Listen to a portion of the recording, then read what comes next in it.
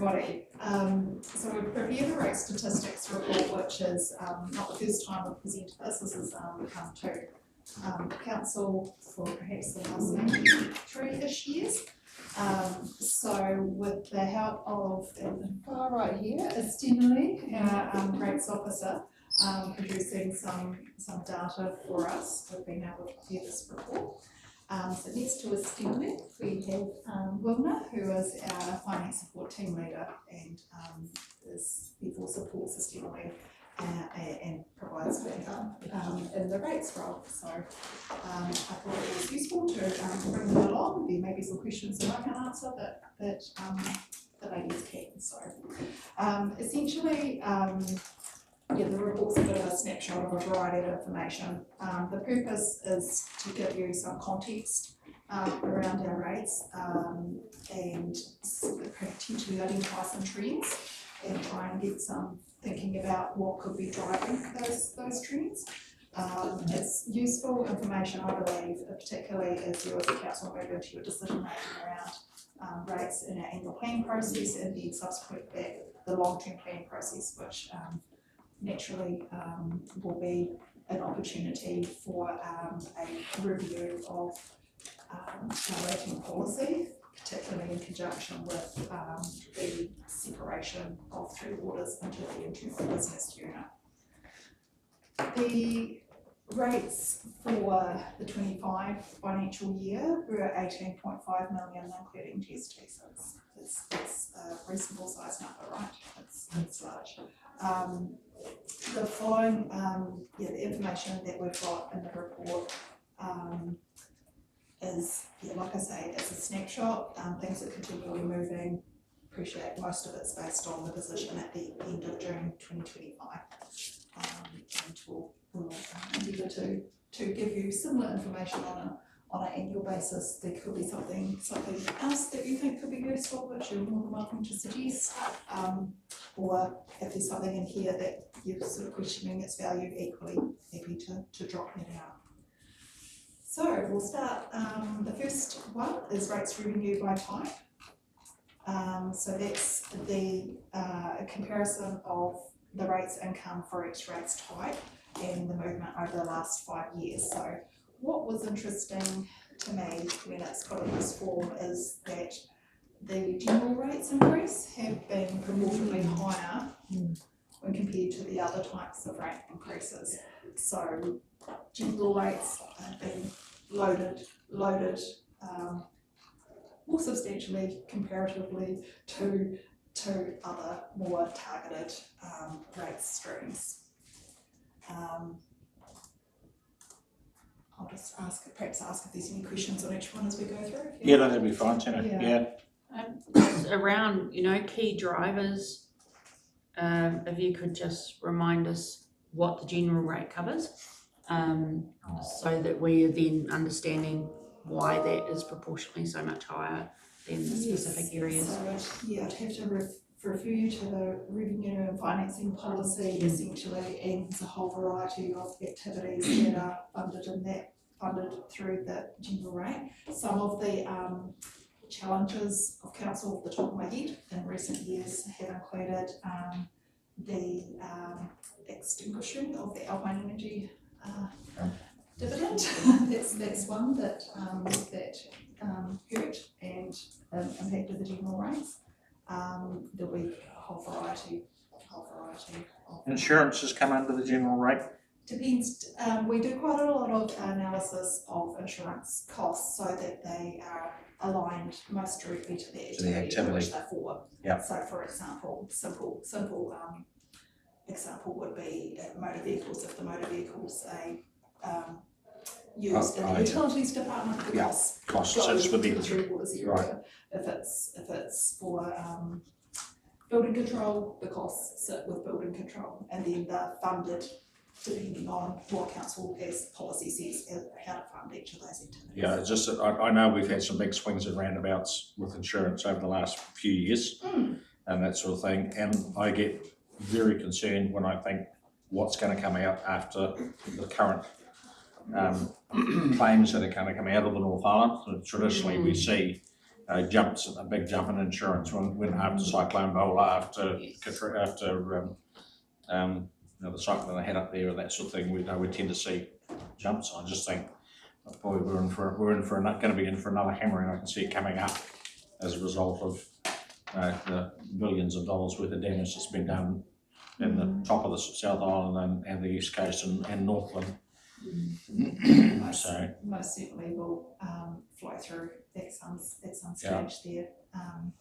Yes. So basically, that will be showing across all these different rate categories, in some one way or It comes another. down to how it's allocated to the activity Okay. and how the Thanks, activity is Tina. funded. Yeah. I guess we can't underestimate the impact of regulatory change in the driving up of our costs and the resources required to deliver on that. Compliance as well, I suppose. Yeah, compliance, audit costs, like all those things have significant rate. And I know LGNZ have been doing some work in that space to try and quantify where those costs are starting to fall and where they're starting to sit, because this is part of the argument or the discussions they're having with central government around you want it, but we pay for it. Yes. We've seen significant revaluation increases too, which then pushes depreciation. Right. And Yeah. that was probably the major increase over the last 3 years. Okay, thank you. And this is what concerns me when they're talking about a rates cap, and then we're getting revaluations that are showing a 7 or a 10% increase in value of our roading network or our water network, and it just doesn't seem to balance up for me. So through those budgeting processes, you as elected members will have the opportunity to understand the costs. Yeah. Whereas this is really the outcome of applying the Yeah. rating policy to the costs that you've agreed to as far as the budgets go. But yeah, that opportunity then to query and understand and potentially, of course, there could be options for you to consider. Yeah. So I guess the thing I take out of this is the more SUIPs, the better. More houses, spread the cost. That's a good thing, yes. Like there's a price in there, isn't there? And create more costs as well, unfortunately. Yes, but this increase in the ratepayer, the ratepayer base is something that you've right. So that sort of leads into the next one, is that what you, yes, you were segue into the next looking page. at the next page, Yep. yes, very good. Yes, so the movement in SUIPs separately used or inhabited parts of a dwelling, we often refer to them as dwellings. So yeah, well, noted there at 5B, what sorts are used, which rates we use to set the saying it the wrong way around, sorry. They're used as the basis for the listed types of rates. So there were 149, and I had 7 net additional dwellings added to the rates database over the last 5 years. So naturally some come off because we do have homes that will be demolished, or they it could be identified that they actually don't meet the criteria of being a SUIP anymore. Perhaps they've had their kitchen pulled out or their water connected or something that makes it unlivable in regards to the definition of a SUIP. Tina, is this split off between urban and rural? So As in where these dwellings are going? the movements, we haven't tried to split it. No, this is across the whole district. We haven't tried to split that. No, we didn't categorize it as a general. Yeah, I'm just not sure whether the data behind it could be. We can pull it out if we, broken into urban and then everything else perhaps. There's plenty of houses popping up out in the countryside. Yes. Yeah, I think I remember when we brought this in, Paul, as I think it was the rural were affected quite a bit. Because all of a sudden you had a rateable property that had street farm cottages on Yeah, it, exactly. it all became SUIPs, and it wasn't such a big effect in town. No, so it might not be such a great And step. I guess my question around the SUIP is, have we got the classification right? Are we happy with where we're sitting with our definition? I think Working. there's always room for improvement with clarity on any definition, so it's something I think we'll continue to revisit as opportunities arise to do so. That would form part of the rating review though, Tina, wouldn't it? Yeah, Be very, very careful about adjusting your positions around how you strike an SUIP, which we found when we were challenged, 4 years ago? Yeah. A bit longer than that. No, 5 years, oh no, it might be 6, 7 years ago now, sorry, with one of the fishing camps where we dropped 23 SUIPs because we were challenged on what is a housing unit. Did it have an ablution block? Did it have a kitchen? Where does a kitchen become a kitchenette? And with this regulatory change that we were just talking about, with the granny flat thing, that'll come into the SUIP conversation? It may do, and this is some of the challenge around where the new RMA changes are going to allow these, what they call granny flats, to be established. If you want to build a granny flat for your granny and not have it hooked up to services and utilities and power and that sort of stuff, well then you can probably proceed as planned under the RMA changes. However, if you want to hook up to utilities, you will require consent. And then if you do require a consent, it could become subject to SUIP. That's what I'm thinking. If it, This is the problem, Jackie, is that there's no clarity, and you've got the government saying, oh, look at this, we've just made it so much easier for you to build a granny flat and that. And if you actually read the rules, there's not much difference. Basically, you're saving a consent fee through council is about all you're saving. And then, as you said, if you want toilets and what cooking facilities, then it will trigger an SUIP. Yeah, it'll have to, because it's going to have an infrastructure cost for us. And that, so it's this is why I get frustrated with the narrative in the media is not clear to people as to what it actually involves. So we don't, sorry. Sorry. So we don't actually set what an SUIP is as a council, or that's Yes, we do. we do. So we could technically, so at the moment it's obviously something that's got all facilities, a kitchen and sewerage facilities, etc. So say somebody was living in a tent on their property, do we have the ability to say, well now we're going to say, well you're living there, you're inhabiting it. It's movable. This is where it gets really right, tricky. because it's movable. Yeah. Okay. Like you could, there's all sorts, and correct me if I'm wrong, Dylan, but you can have a small home or a mobile home or a portable home, which provided the wheels are still on it, it's movable. So it doesn't. Take the wheels off, put it on shocks. You You classify can be subject to fees by the council, but this becomes very subjective, and the legislation doesn't assist. Yeah, okay. But that's the subjectiveness now of us applying an SUIP to tax somebody as if they have an SUIP, a second SUIP on their property or not, or whether, like the fishing village. Yeah, okay, thank you. So if we change the SUIP, we'd have to consult, would we not? Yes. Yeah, absolutely. As part of your rating policy, you'll be obliged to consult on that. The other thought I had too, though, is it's probably incumbent upon us, as soon as we have some clarity around what the new RMA means in terms of these granny flats and other structures, is that actually we communicate that to the public, so there's no misunderstanding on their part of what they are going to invest in and get it wrong. Because there's a lot of misinformation out there at the moment. Oh, it's regarding huge. granny It's flats. huge. You look at what's out there. Oh, changes, you can do this. It's like, no, actually. I'll just go and build one myself at the back in the section. I don't have to tell council either. No, That's exactly. what people believe, which is not the case. So current policy, and I just looked it up to make sure that I get the wording verbatim. So where more than one kitchen facility is provided on the rating unit, rating units essentially the section of the property, other than for a kitchen facility in a family flat. there shall be deemed to be more than one separately used or inhabited part of the rating unit. And then it goes on to say, a family flat is defined as any self-contained residential unit being part of or located on the same rating unit and occupied by dependent relatives of the household living in the principal residential unit. Dependent relatives do not include family members earning an income from the rating unit. So there's some definition already there that provides an exemption. Yeah.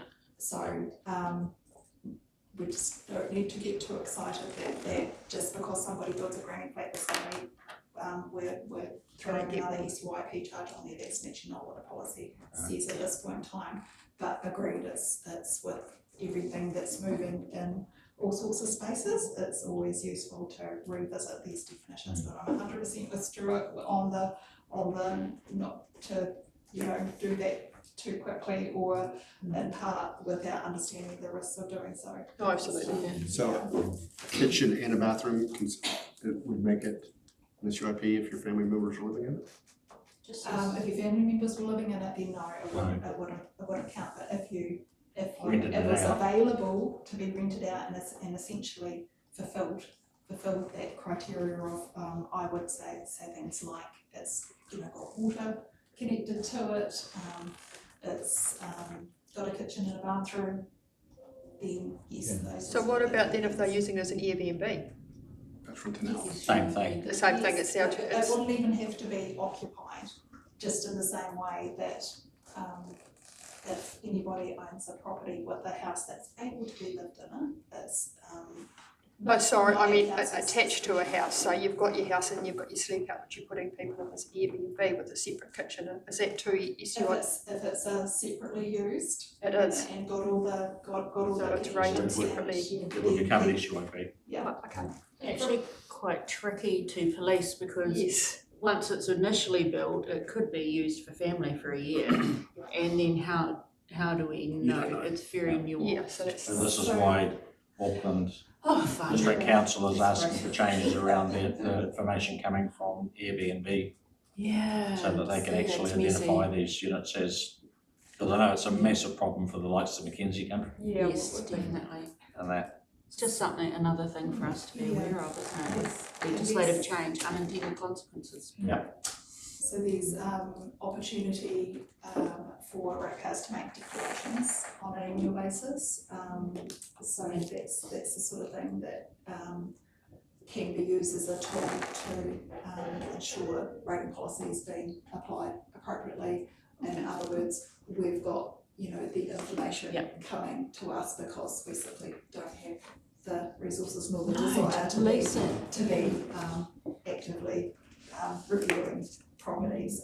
We very much, integrity checks of data are reliant on the data we have in the system and the checks that we can apply using that data as opposed to physical visits or anything like that. Yeah, and unfortunately, it's never clear because I had a query from a ratepayer that owns a small block of flats and that it is paying SUIP on each one and rates on each one.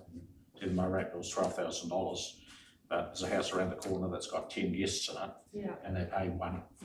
That's what I was It's just thinking. do your due diligence before you invest in a property to make sure that you understand all the ins and outs and that. But these are some of the Complex area. It is, Chip- it is. One more question. Sorry about beating a dead horse. So, bathroom, toilet, family living in it, not paying rent, not a SUP. Family are in it based on current policy, there would So- not be any SUIP. But what if their family's paying rent? Then would it be an SUIP? If I jump back to that other screen. I think it mentioned it's about Or, well, you're, you did Yeah, mention mentions it's meant something about being. if they're dependent, There's this So if if they're working, Dependent relatives do not include family members earning an income from the rating unit, Yeah. rating unit. So, Earning an income and so the people owning the house, not like, so like mom and dad living in this house and they have a working child out, yeah. sleep out. and the child's paying the parents' rents to stay there. That would be considered an SUP or not? That's the challenge. I've honestly had this question. it does so need it's like- clarified. And It comes down to what we deem as to be successful outcome and apply the definition. So if it was a family member paying you board, you know, then this is where the argument would come from. I'd say, no, I won't try and apply that as an SUIP. With a non-family member paying you rent, which is That's what it would different. be, you will pay SUIP. So if it's a family member, no. You need to I say so many things. I get to go back to someone else. Because it just becomes one of those challenges around the definition, and it becomes more expensive to collect. Yeah. Yeah, than it's worth. So they can make a declaration and. Yep. Yes, yes. So you've got to be careful. Yeah, thanks. All right, let's keep moving. I think we've done SUIPs. That horse is dead. That's pretty good. It's all been clarified in our minds. When we go through a whole full rating review, and we should in the next year or two, because it's been, what was the last full rating review? Full one, gosh, Back when I I started, don't know, yeah, a full back. 2012? principles would- would be Yeah. 2012, Oh, 2011, something like that. There's been several, I guess, reviews Yeah. that have gone so far, and then it's been unpalatable with, I guess, the results that those, Yeah, and I remember looking at it. yes, and we reverted back, or council, Yeah. I say we, but council has And reverted. quite frankly, realistically, with all the review for local government sitting over our heads at the moment, I would say we wouldn't be going down that track anytime So soon. Yeah, a hand will kind of be forced with that separation with Three Waters and, impact of, the overheads Yeah. and, you know, things like that as a result of that separation. Yes, so I think we're certainly. So we will be reviewing it as part of the LTP process. Yes, Yeah. yes, yes. You have some interesting conversations too, don't you, on that topic, because generally I know you've mentioned that, there's interesting assumptions by ratepayers, and of course that's always a challenge for us to help ratepayers understand what can be quite complex grading policy, which I say it's quite complex, however, we in your policy, you know, you try to keep things as simple as possible. Yeah. Because of the complexity that is introduced into the rate system, just you know, adds extra demands to ensure that the database is as accurate as possible as well. I was just going to say also bins are another thing that you know, when you think about the rolling out of the bins, and you know, it was you got the bins, the four flats in one block got the 4 sets of bins based on that SUIP. nature of that policy, so you know that it flows through to a variety of things. So you have to be careful about amending any definitions, but It's a big piece of work. careful. Mm. Okay. So number 6 in the report, rates rebates. If you're not sure what a rates rebate is, please have a look at the government govt.nz website. The information is available on there. We've got 7 years of data included. So in 2025, we received just over 300,000 through the rates rebate scheme. So that's a reasonable amount of money that's come through central government as opposed to the ratepayer. So for the current financial year, the ratepayers can receive up to $805, subject to meeting the criteria of the DIA who administer the scheme. No, so you had that big spike in 2023, which would reflect when we got really madly busy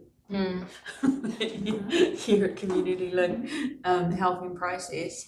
But so you think that the income shifts are part of why that dropped, and is it people moving into care potentially and no longer being eligible for the rebate? Oh, I don't know if we'd have that much confidence in the reasons for that.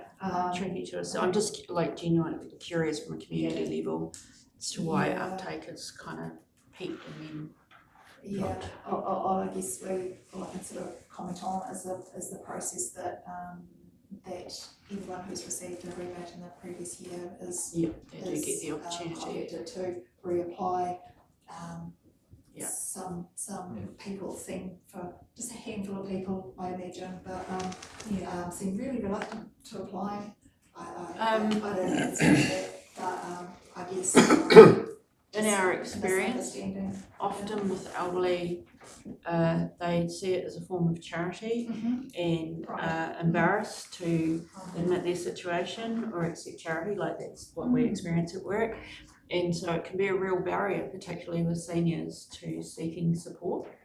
And so we work really hard to encourage them to, it's like, look, this is part of our system and it's an entitlement, not a handout, and try and take that approach with people. But I do think, and then there are people who don't like to disclose personal information, and to do this process, they have to disclose some personal information, financial information and stuff.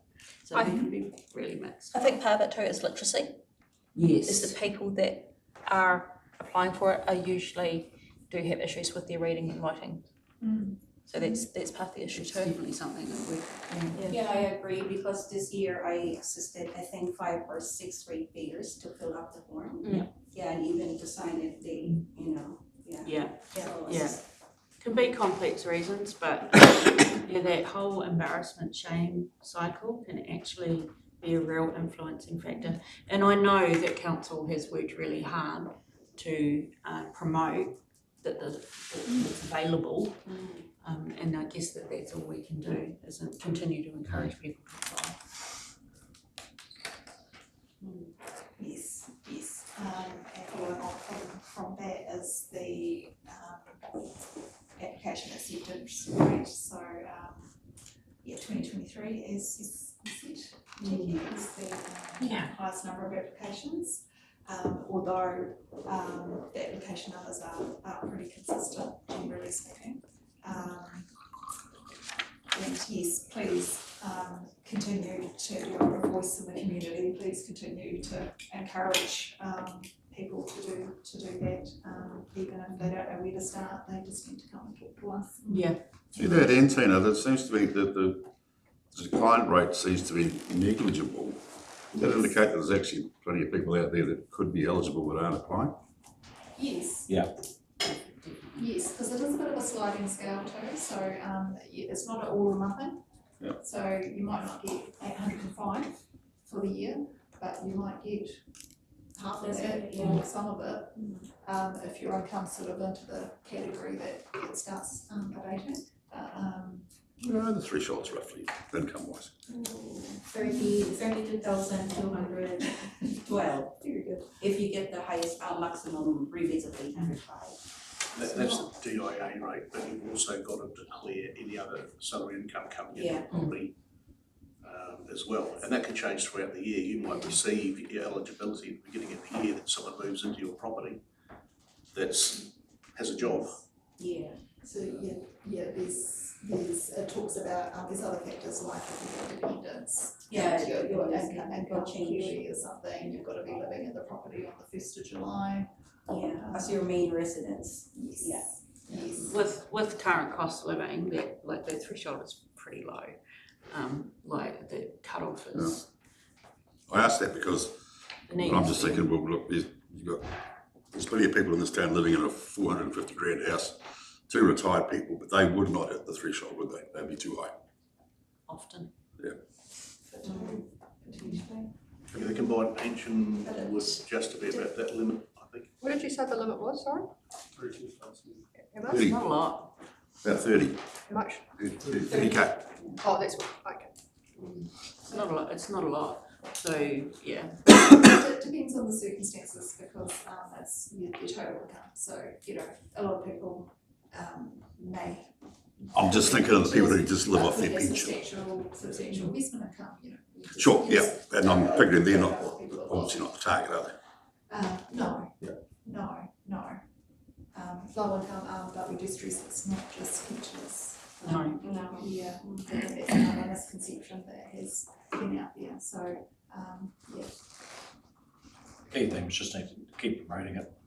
Yeah. Yes.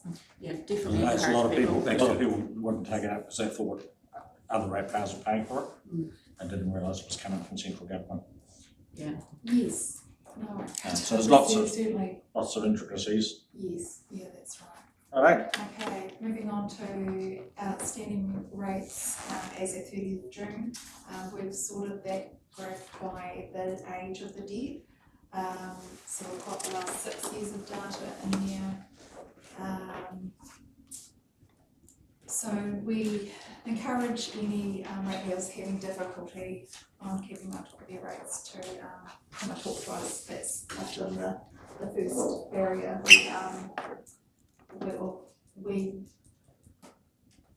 A number of, I guess rates are communicated in a number of ways, i.e. the balance on your statement is a very obvious ones, and obviously when they get into a position where we're not hearing anything or seeing payments, what have you, or payments are defaulting, we've got processes with how we increase that communication, but we can't literally force anyone to come and talk to us, but we would really much rather they come and talk to us about the options before that becomes a bigger problem and challenge. We are bound by council policy and legislation, so in many respects it's limited what staff can apply by way of any discretion. It's got to be within the policy or the legislation. I think often it's ratepayers can be emotional about their financial situation, which we do understand and of empathy towards that. However, hands are tied.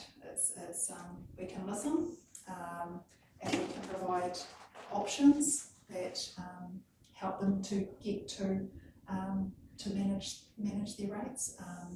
But if that is not received or accepted or followed through on, then we have processes through legislation that we're able to follow, and that includes the referrals to debt collection agencies potentially, or if there's a mortgage over the property, we can make referral to the bank. To the bank, yeah. Yeah.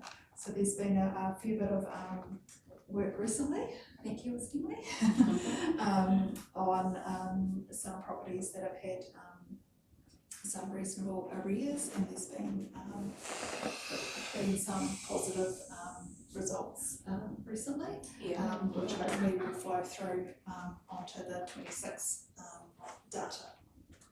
Are the rates outstanding people who refuse to pay the rates, or are they just people who have missed a couple of payments and can't catch up generally?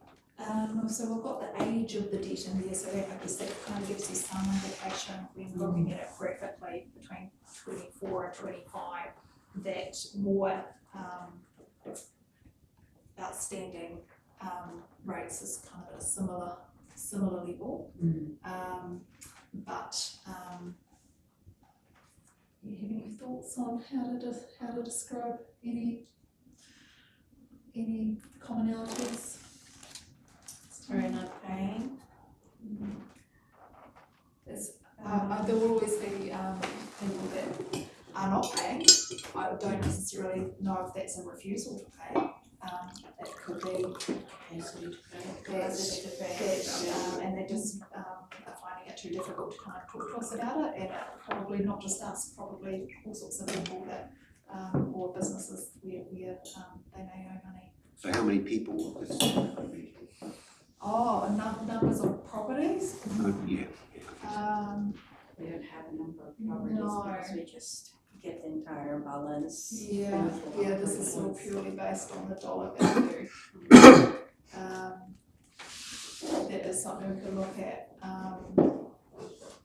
Could consider how we could present it by It's not a huge amount of people. quantity. I will note 600 that, people was over it 1,000 each. last week, Timaru TDC raised this very issue. It was discussed at length around their table, and the increased income due to rates arrears. So I think it just shows that general trend that people are struggling to pay. And I think that ties into all of our cost of living issues and everything like that. It's just another reflection that penalties are increasing because people can't pay. But we're definitely not the only council going through that.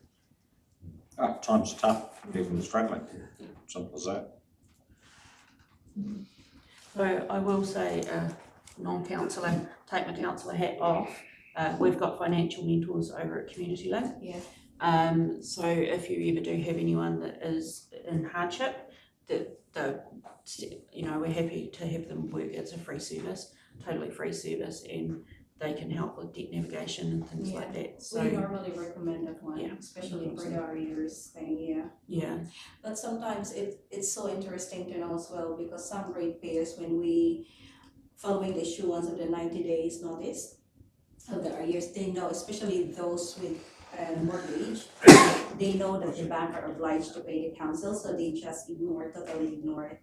Because until they know the bank that act. Yes, until the bank will pay. Okay, well that's interesting to know. Yeah, thank you for that. Yeah, the logic sometimes is difficult to understand, isn't it? But it appears that you do have examples of ratepayers that are consistently happy is probably the wrong choice of word, to allow their rates to get to that stage, and even the bank ups it on their mortgage, council gets paid, and then we start the cycle again. But we can't, you can't control that. To talk to us, it's we can only communicate about their options, encourage them to come and enter into a direct debit plan, so they're paying Or this arrangement plan, smaller, more regularly. But it seems some ratepayers are happy with that approach. Wow.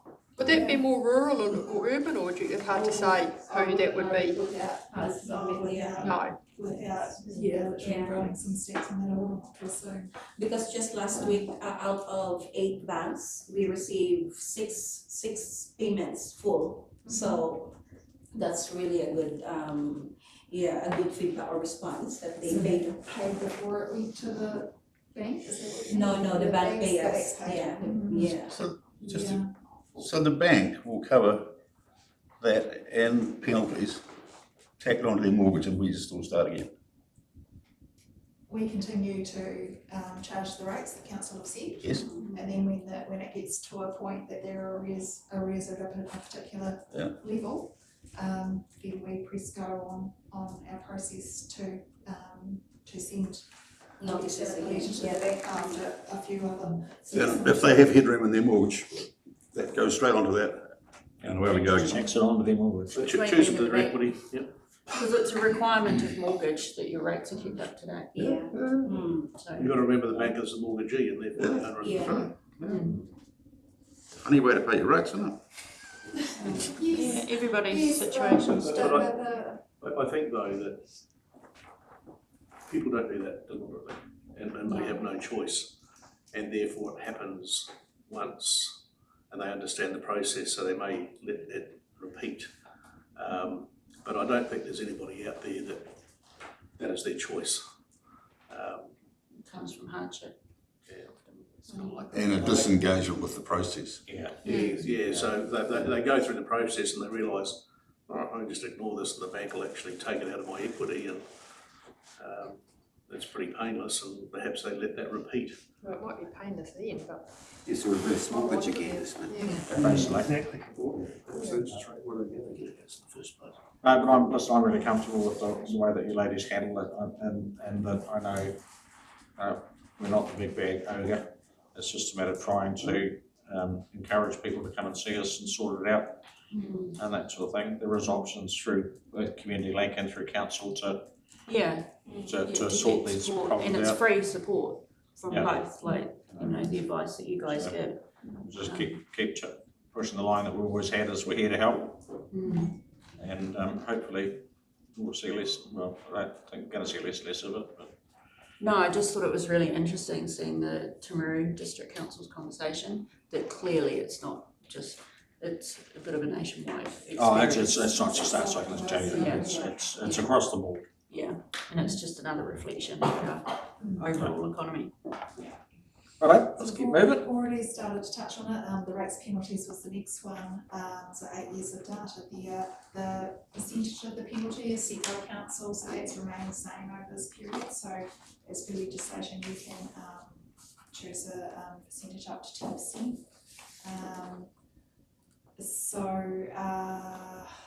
We had almost $220,000 worth of penalties during the 25 financial year. And of those, 187,000 related to Waimate district council rates, with the balance being again. So following some previous feedback, I think this is the second time I've presented this by land use category to try and give you a bit of a feel for the nature of the properties that are incurring penalties. And we haven't, we've excluded penalty remissions, so we do remit penalties as per council's remission policy, if the criteria is fulfilled there. So that also occurs. So definitely real data that's fair to say it's an indicator of the challenges in our community. And the last one, we have just some stats on the percentage of rate cars that are paying by direct debit and also those that have opted into email rates and invoices. So direct debit's got 36% and similarly contacted some other councils to get some of their percentages. So we're sitting at the lower end of those councils. It's a bit of a random selection of councils, so I would in no way sort of read too much into this. It's not every council or anything. And the same with emailing. I feel like it's 35% is reasonable, but we're with time and resourcing, we are keen to consider ways to improve those statistics, especially the emailing one. I think there could be some potential. It'd be interesting to talk to Westland and see what they're doing. Yeah, that's what I how do wondered. they manage that? Yeah. Maybe they're charging to get your rates bill sent out. That's why people are. Well, some people Well, the do mail's- that, don't they? Mail's very Businesses do unreliable in Westland. that. Lots of businesses do that. Yeah. You know, they put that postage charge onto your bill now if you, Yes. which, you know. I'm reluctant to I know, I know. Yeah, especially I'm not. not saying that's what we want to do, but I'm saying But we that's might what a lot be of able to businesses come up do. with, a bit of a promo on it, space it over the outside of the envelope that people are getting, something. Is there something on the rates bill that says, hey, would you like to get this reading? Not on the rates invoice specifically, however, we've certainly done some communications about it in the past, and we will certainly look at how we can. How do you change? The form you fill out, or you just Email. You email, it says on our website, you email rates at waimatepc.gov.nz and ask change mine? email. That'd be great. Excellent, Thank getting you. them via email. Save us a few bucks. See, I do prefer getting my invoices by mail, but I changed this one because it just makes sense. Why would we be charging postage when we could just email it? I mean, it Quicker by email, and it's there. It can't take a month to get there. We just got some mail at work that's like 3 months old, and it finally showed up. I think attitudes changed to us getting online invoices now or statements now because Much more normal. there's not many going to get powered now. You don't get a hard copy. It's all. I guess some maybe- of it's making them an option. I just wonder if there's a worry with people getting it by email that they actually won't see it in the masses of emails that you get and then you miss your, I don't know. But then again, you're going to turn around and say, oh, but if they paid by direct credit. Around the table on. Yeah, that's right. This is going to be before you ask the question. The direct credit thing, because I use it, it is a brilliant system. And one of the great things of the system is that smoothing. So you're much less likely to end up with penalties if anything happens at the last minute because it's all smoothed across the year. It really is a very pain-free way to pay your rate. Yeah. I use it. It's great. Yeah. That's the capacity to pay incrementally once a month. So You we've can got. do we it have however you like, weekly, weekly, fortnightly, monthly, or quarterly, options. however you like. Whatever, so Mine comes out fortnightly. That's great. yeah, whatever's of those Pain-free. options suits the. Yeah. Well, So you don't get a bomb every 6 months. Yeah, Yeah. yeah. And you shouldn't have penalties Yep. as a result, it removes that risk. Maybe that you cross off your list of the to-dos. And council automatically adjust it for you, like Yeah. notify you if your rates change, like they automatically adjust your payment rate and Yeah. stuff. So it's like, it's just pain-free, taken care of. I still like control. Except when I got a Where my money goes. I got a $17,000 credit the other day, or something, or debit or something. Bit of cashless. I saw there was a bit of a squirrel on the machine. Figures that, yeah, were broke figures, I think we described them as, as a result of our software. And, Yeah, but there's a silver lining happening on that one, because in the past few days after that's happening, the system glitch. Yeah. We received a high volume of requests to change their mail preference to email, so which is really good. Ah, cool. Oh, there you Yeah, go. brilliant. And I think You do it again. 30 Sorry, there you go. requests or more. Do it once a month. So what? that was the thing, we didn't do anything. Exactly. But fortunately, the software company, has taken on to them and had that fixed before it was, had been noticed by me, but. And I guess because the cool thing was the update came straight out via email, like the notification, like it was all very quick and on social. So council Yeah. responded quickly.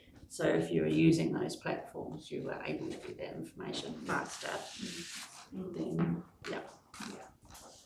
It'll be good to give West on the ring, just to ask them how they do it. Yeah, I was amazed at that stat. Yeah. Well, That's huge. Yeah, that is, it's really good. yeah. Alright, Okay, that's it. That's it. Thank you. Any questions for the ladies before we move on to the next item? Thank you. It was really good report. Thank you. It's really good information on. Yeah. What we might do is might just take a 5-minute break.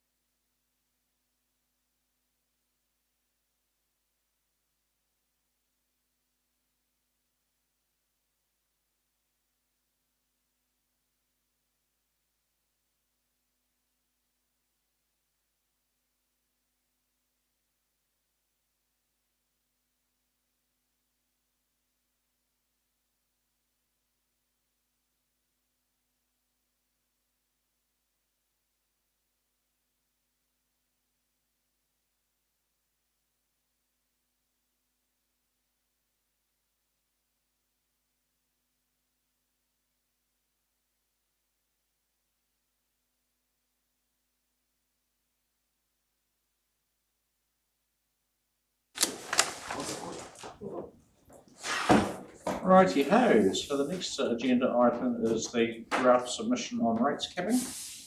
Thank you, Nicole. Mr Mayor. I will hand it over. Councillors, thank you very much. And apologies in advance for the amount of reading. There's some big meaty subjects to work your way through, and I think, to be very clear, a lot of the information is still to land, a lot of the detail underneath the headlines at the moment is still to land. There's not a lot of substance there. So it's good to stick with the facts. We're educating the public here as to what's actually happening. So as we dive into this first one, the rates capping, just a couple of headlines. So first of all, the D-Day is actually 4th of February, so I'm updating all of the information here. So this has to be in via an email address on the 4th of Feb. They were aligning it with the simplifying of local government, but that one's coming up now, so we'll go with the 4th. The discussion is not about whether you want a rate cap. The discussion is around the formula that they're proposing.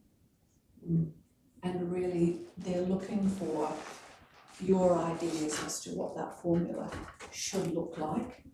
And that poses a lot of the questions here. So if I quickly go through the presentation, and I haven't got it up on the wall, but I don't know if you want to do that. I've made sure that you've got the facts, the information that the DIA have put out around rates capping.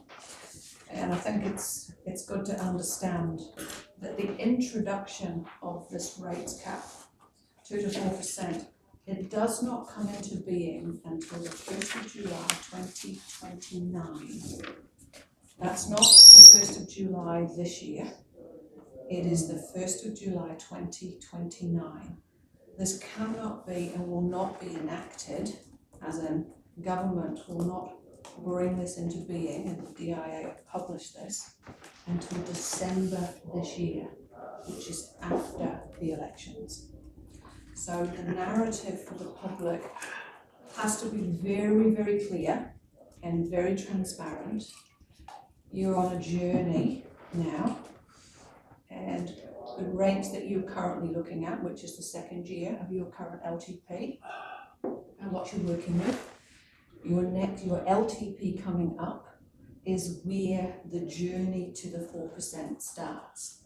So it is the first 2 years of your new LTP where the government will expect you to show a trajectory towards 4%. So that does not mean to say that you have to be 4% or under, but it is saying a trajectory. If you're not able to demonstrate that or working proactively towards the reduction in your forecasted rates, they will put a facilitator or somebody in to help or guide. So I think those are the very clear takeaways from this. You can't set a rate below 2%. So they're making sure that you don't go to 0 or 1. So they want to make sure that you are still thinking about what's happening in the market, the movement, cost of living goes up every year, across all sorts of areas of bills that you receive through your door. It's not just rates, I think we all know that, that's another fact. And your rate cap will apply to all types of rates, your generator, general, your targeted, your uniform, not water. It excludes water. So as you ring fence and as you go down that journey, your water will be a separate department in charge when this comes into being on the 1st of July 29. Okay? Only exceptional circumstances will the council be allowed to exceed 4% cap. So they're talking about natural disasters or significant underinvestment in infrastructure. And you will need to have some pretty clear evidence that between now and 29, when this comes into being, that you've not been able to invest significantly in your infrastructure, or you've had a long-term ongoing. You've got issues like the North Island now, and that's got, with this journey is going to affect what they've done. So you end up with a natural disaster or something we're still recovering from, Hawke's Bay. They've got some big decisions to make because this is where they can prove to the government over and above 4%, we're gonna need this extra because we're still coming out of a natural disaster or something that's happened.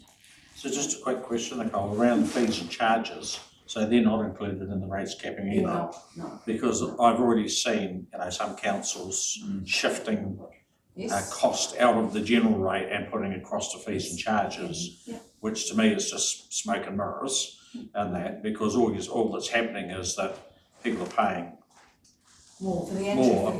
but in their fees and charges, the likes of, we have public good built into our fees and charges when it comes to the likes of dog control and rubbish and that sort of thing, so that, we don't end up with fly tipping, we don't end up with a whole heap of dogs running around the neighbourhood, no one looking after them.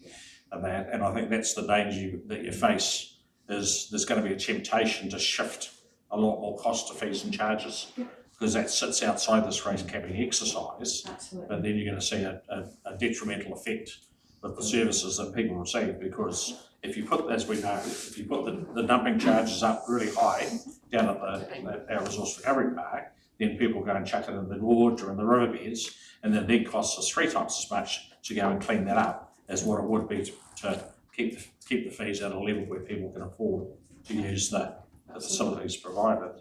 So it was quite interesting, and I thought that they're not capping the fees and charges, and I've already seen some councils shifting major costs. Yeah. And I think that's going to be the big conversations and the big consultation conversations you're going to have with your community, with the balance. And those councils that are heavily indebted are going to find themselves having to shift a lot of their income base across into that fees and charges and user pays, and if you have a relatively low debt base and you are managing your operations in a reasonable fashion and a good fashion, as this council does, then you're lighting the burden. It's those councils that are going to find, and some genuinely are going to be in a bind, and others, it's a real balance. And I agree that my position has always been that, I'm neither for nor against it really, but people need to understand the implications of it. And this is when we'll start to see this information. People need to make informed decisions around, if you want to keep rates at 2%, that this is how it's going to be done, and these are going to be the costs that are going to be transferred, or how you're going to deal with the service that we're not going to supply. So interesting. I just had a question, like 2 to 4%. Are the controls around that? Because in practice, everyone will be 3.95%, won't they? Good. So if you're just under the 4%, that's fine. They're saying between 2 to 4% is acceptable. Okay. So again, they are mindful of any gaming of that. So I think again, you've got your public interest and your gaming of that. And this is where that trajectory down to 4% in that first 2 years of your LTP before the third year, which is where the 4% comes in, you will. And genuinely now, you don't rate people for the sake of rating people because it's an extra bit of income. You're balancing your outgoings and your incomings. You're making that choice between fees and charges, and you're setting very publicly a fair rate of which you go out to the public and say, are you in agreement with all of this? So again, you're still going to have all the checks and balances. But there are going to be a lot of councils who genuinely will be able to demonstrate we need to be at 3.8 or 3.9 or... And presumably you can still smooth it through borrowings? Again, some of that detail is yet to come in. But this is a headline, and I think that's what I want to be very clear to you. They've dropped a headline of 2 to 4%. They've dropped a very basic formula in your lap. But there is not a lot of substance behind that yet. There's a lot of work going on. And I can see the smoothing becoming a real challenge, because smoothing adds cost to later years, and it doesn't take much smoothing to get 2% of your rates to cover smoothing.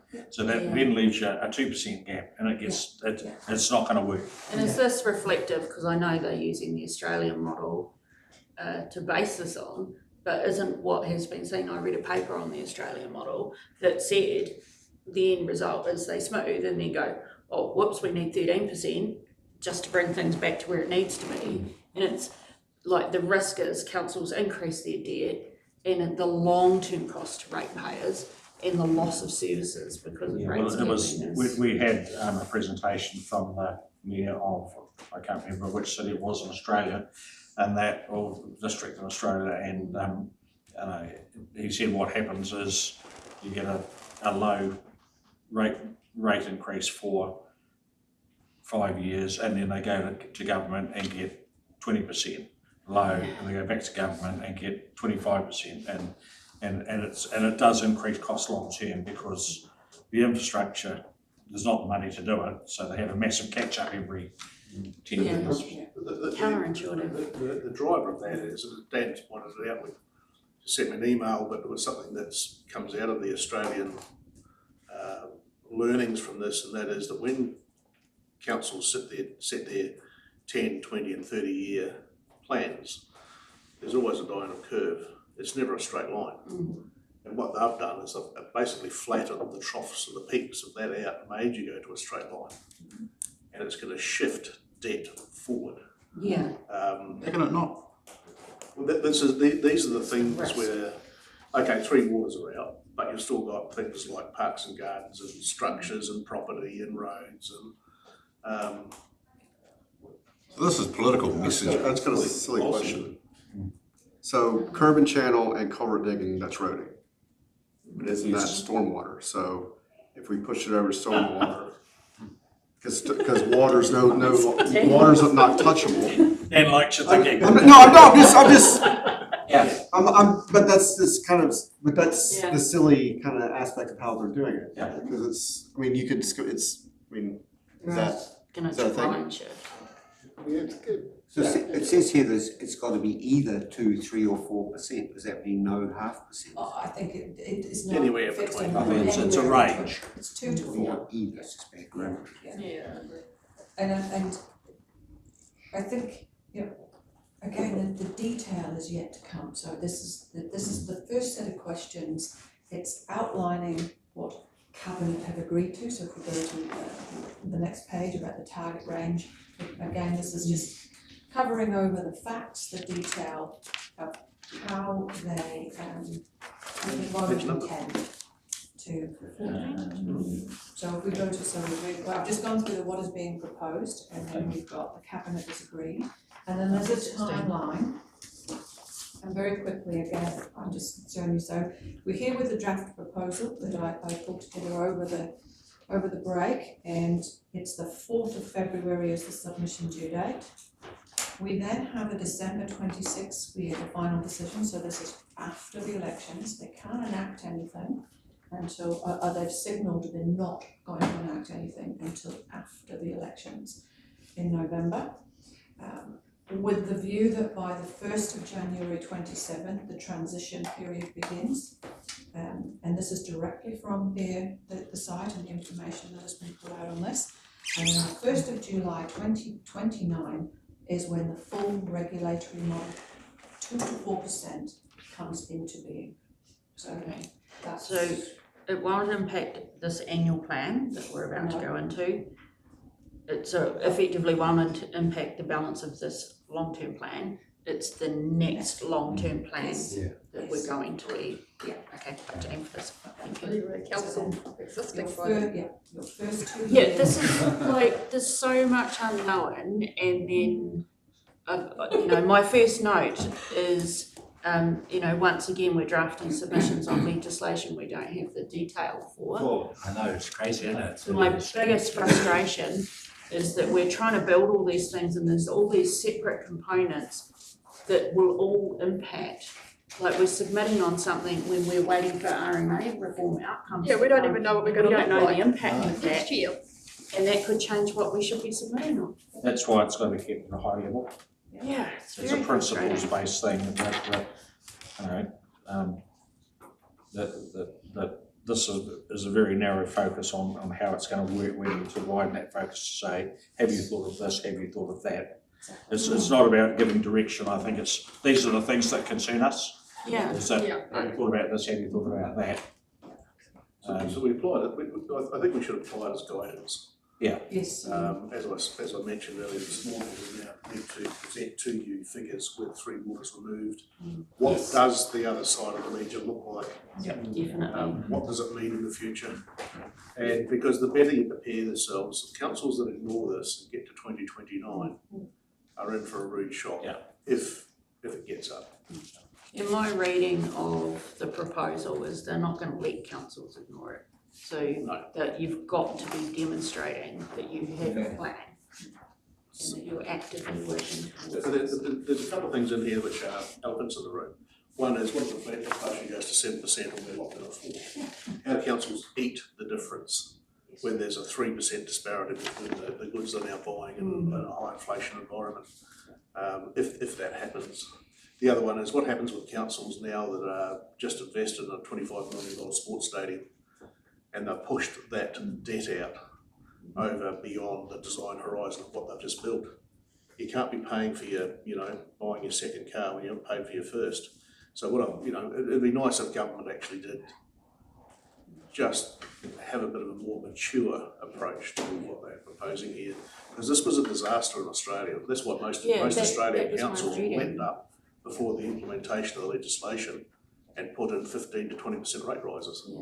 And it's not that there's not merit always in councils minimising rate increases and being prudent and smart with money. No one's going to disagree with that. We know our community's doing it tough. We want lower rates as well, or lower increases as well. Like we all care about that. But it's just, is this the right mechanism to deliver that? Because as you say, if inflation goes off the charts, it costs to council, because we know it's not a CPI expense that we pay as a council. If our costs increase like they have done over the last few years exponentially, and then there's no room in here to allow. It's just guidance and something to be aware of. Is this something? The big thing for me is that if you take the three waters, the expenditure, like we've had considerable increases over the last 5 or 6 years. A big percentage of that has been related to three waters. Yes. And that. So that has enabled us to do the work that we have done and put us in the position that we are in now.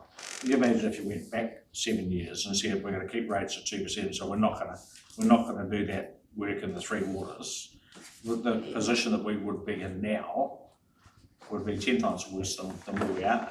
Yeah, we wouldn't. Would be a CCO with McKinsey and. And it's only because of prudent budgeting and spending that we've lifted our water services gradually over a period of the last 7 or 8 years.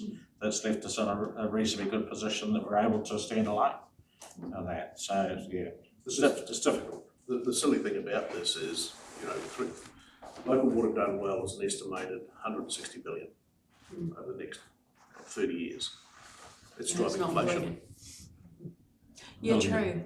Not million, billion. Billion, that's what I said. I thought you said million. I thought it was. Only it was. Are we gonna be getting audited on our transition to the 4%, or is this something is that gonna be a part of the audit process going forward for the next couple of I have years? no doubt it will be. It will be. Yeah. We'll have to show how we intend to transition So to that range.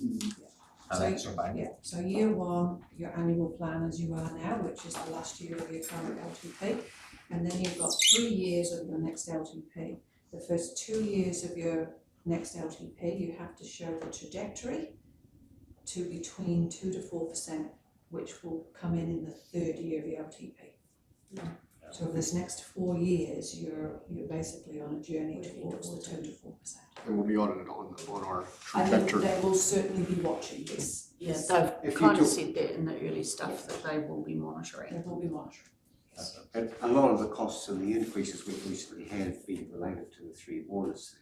So once you separate that out, Yes. the 4%.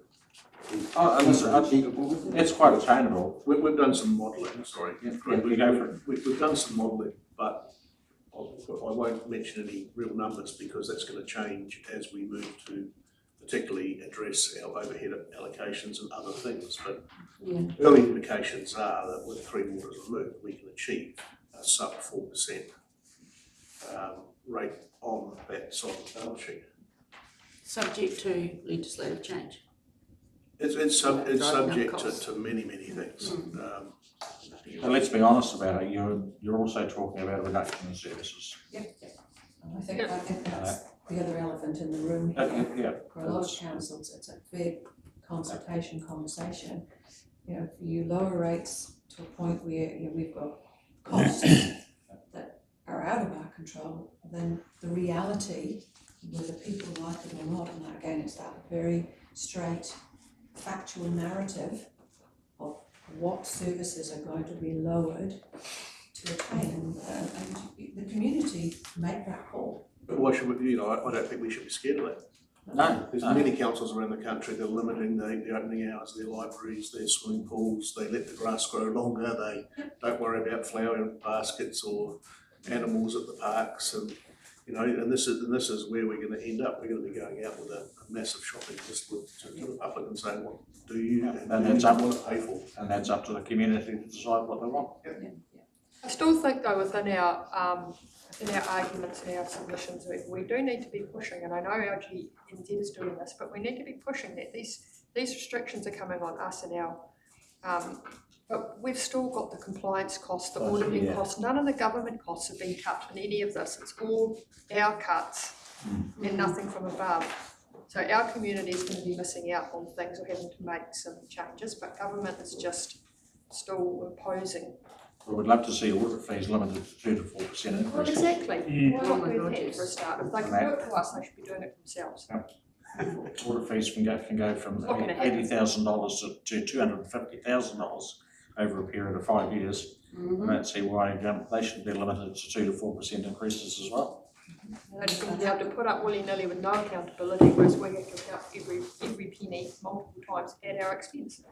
So They'll come down anyway, if the government has its ways, they'll have less audit anyway. we could ask for rates on their what plan? Just the GST back on rates and pay rates on government owned land would be right, wouldn't have to worry about rates getting. Alright, So let's I'll carry close on. up, yep, you've seen the information about the proposed formula, so I won't go into that anymore, because we'll be pulling that apart and the components of the formula. They highlight here the two scenarios of variations, that's if you're going to go over the 4%. So again, that's there. That only applies to types of circumstances that are unpredictable, unforeseen or extreme. Circumstances that have not involved planned spending. And then their reasons for why they're doing that. They've also talked about where councils need to raise revenue for particular projects outside extreme circumstances. Expected to be large-scale infrastructure projects, for example. So again, they've signalled that there are things that will fall outside of the 2 to 4%. But I think you've got to have a really big justifiable business case with quite a bit of detail in it. And again, you don't know what that structure is, about how you're outlining the reasons for asking your public for more money. And that's where, and they will guide you, and it will be overseen by a facilitator or a regulator from the DIA at some point. So they're still putting all of that in play. They're just signalling those are going to be some of the levers that they will put in play along the way, and things that you need to be aware of. So they're not saying no, you can't think about capital, but you're going to have some very good justifiable reasons, and the public behind you for doing that. So I'll expect you to go through those steps. So let's go to the questions. So what I did during the holidays, I spent a little bit of time thinking about the formula, doing a bit of work about what's happened in some overseas, and England is a really good example of that. Been down that journey. There's a lot of councils very similar to you in small shires, and then I also did a fair bit of work in New Zealand around the larger councils, the different councils that you've been benchmarked against, where you've come out in your resident surveys and punching above your weight. So I played around with that, and then I said, okay, well, what is a fair and reasonable formula? And nobody's got this perfect. I've tested it with a couple of places, and now this is really what the basis of what the government are asking for. They want to know, have we got the formula right? If we haven't, formula do you want? And I think that's the basis of the questions today. So I've attempted to answer those for you, but what I want to do now is to be able to workshop that, get your feel. Again, we're in a workshop, we can't make decisions, but you can certainly guide me as to some of the information and whether you agree, disagree, but whether you would like to change, because this is your narrative on behalf of the community that we're submitting on. So if we go to the first question, and there is some preliminary openings, why? So first of all, Waimate District Council as a small rural council acknowledges the intent to provide greater predictability and fairness to ratepayers. However, you have several concerns about the suitability, the impact of the proposed formula in your context when combined with the rates cap. And that was the reason for the why, the answer to that, the limited revenue flexibility, the infrastructure service delivery risks, and equity and community impact, financial stability and debt, and your need for local flexibility. Is there anything in those opening remarks and statements as a group you feel you would like to change? Do you agree? Do you have a different perspective? Because this is what this is guiding me now to. The only thing I have on that, with that limited revenue flexibility, and you kind of touched on it before, the above box and where it's got situation 2, it does provide for that in population changes. So does that kind of, so at the moment, is that needed? The proposed model that the government are putting out will not account for that. So what I've tried to do at the beginning here is to build your argument in regards to the proposed rates formula I've put in here, which then underlines that, you know, if you grow, you want to be able to see that in your rates. You know, you want to be able to. So again, I'm open to changing any of this narrative. It is your narrative. No, it's fine. I just felt like it's already kind of covered off in situation 2 that we do have the ability to do those things. Yeah. So, and I don't know what everyone else thinks, it was just when I read that and then look back, it's kind of saying, well, we have got the ability to do that, and it does talk about population changes. So is that? That's an extreme thing. It's good. Yeah, That's what we don't. That's what we don't know. So does that need to say more in there about, you know, we don't know. Like you say, you think that's for extreme circumstances and it might not apply. But as it reads in that bit, it's kind of saying, well, we do have that ability to do that. So I don't know. Could it be reworded, or is it just the way I'm seeing it? No one else is seeing it like that. No, I guess it depends on whether you're talking about 2% of the total rates take, or 2% on everyone's household bill, which could actually change if you revalue properties. Well, you could end up with a 10% rate increase on your rates, it's total rate take. It's not individual to the house. So there will be variation in the percentage of rates depending on property valuations. Or would it be 2% per person? No, it'd have to be total rates. It's total rates. Yeah. Yes, Total so it rates. gets smoothed across the whole rating pool. So some people may still have a 10% increase. Some people may have a reduction depending on where they sit in our rating. As it is now. As it is now. Yeah. Okay. So in regards to that first commentary, instead of a limited revenue flexibility, you'd just like to say reminded to retain revenue flexibility, so reworded in your opening? Yeah, because I think the reality is for this district, we do have limited because we're not likely, I totally get what you're saying with that referencing, but I think the government threshold is going to be quite high and we're not likely to see growth to a point where it's going to trigger our ability to tap into that variation option. And so that does limit us because we like a slow burn. So it's like a gradual slow growth rather than a sudden growth impact that will give us the capacity to hit their variation threshold. I think the big thing for me too is that rates are our main form of income. We don't have ports, we don't have airports, like a lot of the councils have. We're getting, Christchurch City Council, Auckland City Council get massive dividends from their airports and their ports. We don't have any of those. So, they've got a much broader range of income streams to make up the rates for, where we don't. We're limited by rates and fees and charges and that. So I think we are limited in that. Yeah, I agree. No, that's fine. If you see that's fine, it's no problems at all. It's just the way I read it. So it's just Yeah, no, I get what you mean though, because it does kind of cross into that irrigation option.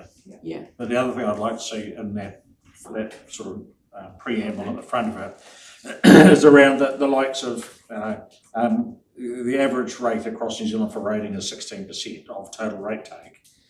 That is much greater in small rural councils than that. Yes, true. So if you're so limiting the rates increases on a roading activity in Auckland to 4% has a much less impact than limiting the roading rate impact on us of 4%, because of our total spend, 30% of what we spend goes out on roading. So I think we need to ensure that it's not horses for courses. There's no magic formula because we're all collecting rates at different levels for different activities. Yeah, and I think that was the conundrum in trying to answer questions on this. Where is the fear? And it's very difficult without having a reasonably complicated formula that's you can sort of swing to your particular needs and wants from the community in an area. So is there anything else in that preamble? On what Lisa was saying about population changes, if you get 60 new houses built in a year, that's another $180,000 worth of rates, which is already a 1% increase on what you collected the previous year. Where does that 1% go? I mean, you have to be able to add that on before you add your 2 or 3 or 4%. Oh, I get what you're if you're saying. collecting additional rates because you've got an additional 60 households, It doesn't allow that. that's 1% already. Is this therefore it costs money for new builds? Additional expenses as well. The way the rates are calculated currently, you come up with, based on your budgets, the amount of income that you need to collect to fund an activity, and then it gets dispersed over the properties that are rateable by the nature of the property. We don't due to development, there's an additional rate amount tagged on top of the rates that we might have collected. So technically the rate should go down. That increase. Yeah. So the development's a good thing because it's more people spread the rates across. More people in the pie. It's almost like a sinking lid, yes. Just on the 2 to 4%, Yeah. my understanding is it's actually the target range is 2 to 4% per capita. And this throws in complexity for this district. It's from Simon Watts actually. It's a little hard, it's per capita, it's on. What it means is we can't compare comparably to an urban centre. So average is 2.1 people per property. That is completely different in Auckland. So the per capita side of things will, at the end of the day, a property with a sewer connection, whatever it might be, that's no different. So we've got less population to spread that over. So I think it might be worth thinking about that. Okay. It's the Absolutely, because that's a major. Yeah, that's massive. So that comes back to that equity, like that you can't compare apples with apples.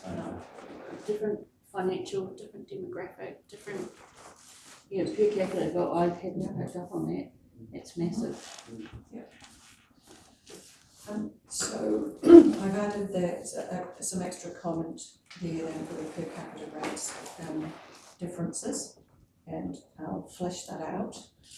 So if anything else just on that opening area?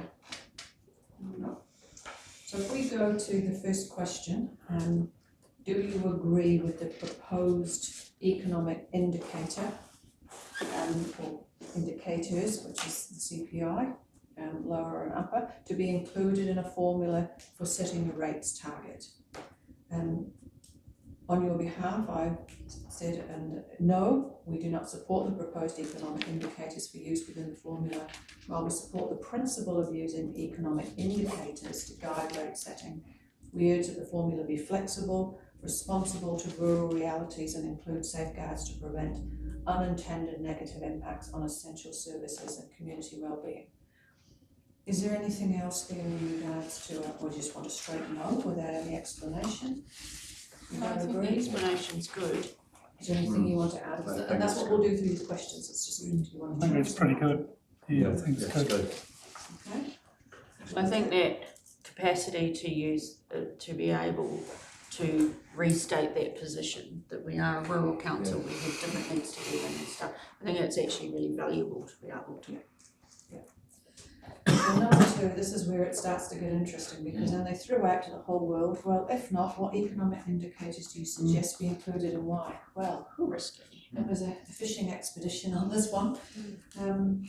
So after lots of research, talking to various people, it came down to a blended formula. Now, I'm not saying this is the perfect formula by any means, and is there a different way to do this?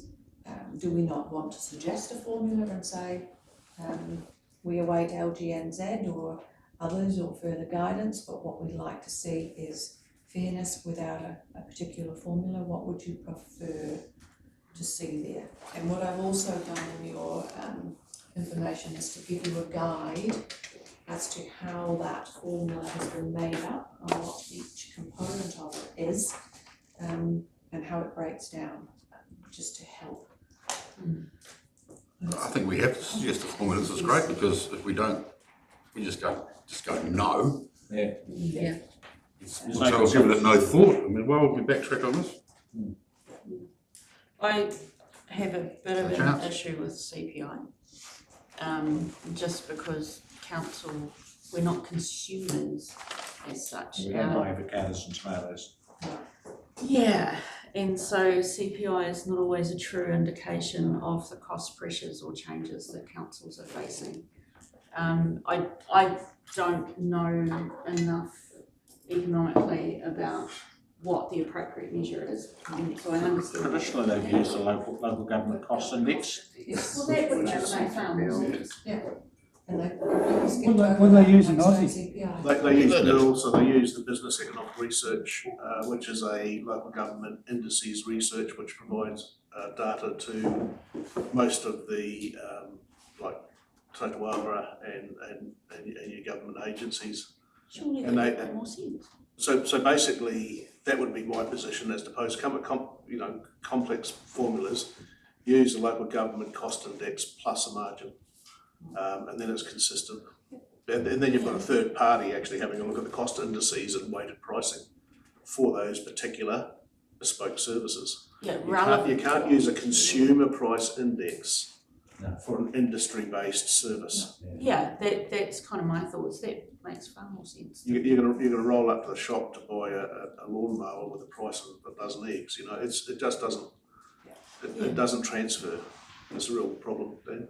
Yeah, just on that, we've got some long-term contracts, so we've got a 15-year contract for waste management, and that has escalation clauses in it, and that's primarily weighted around movement of refuse from here to Timaru. Yep. Yeah. So if the fuel changes significantly, that can actually impact the contract price by much more than 4%. Cake prices. So what's going to happen here is, to meet that, we're going to be cutting other services.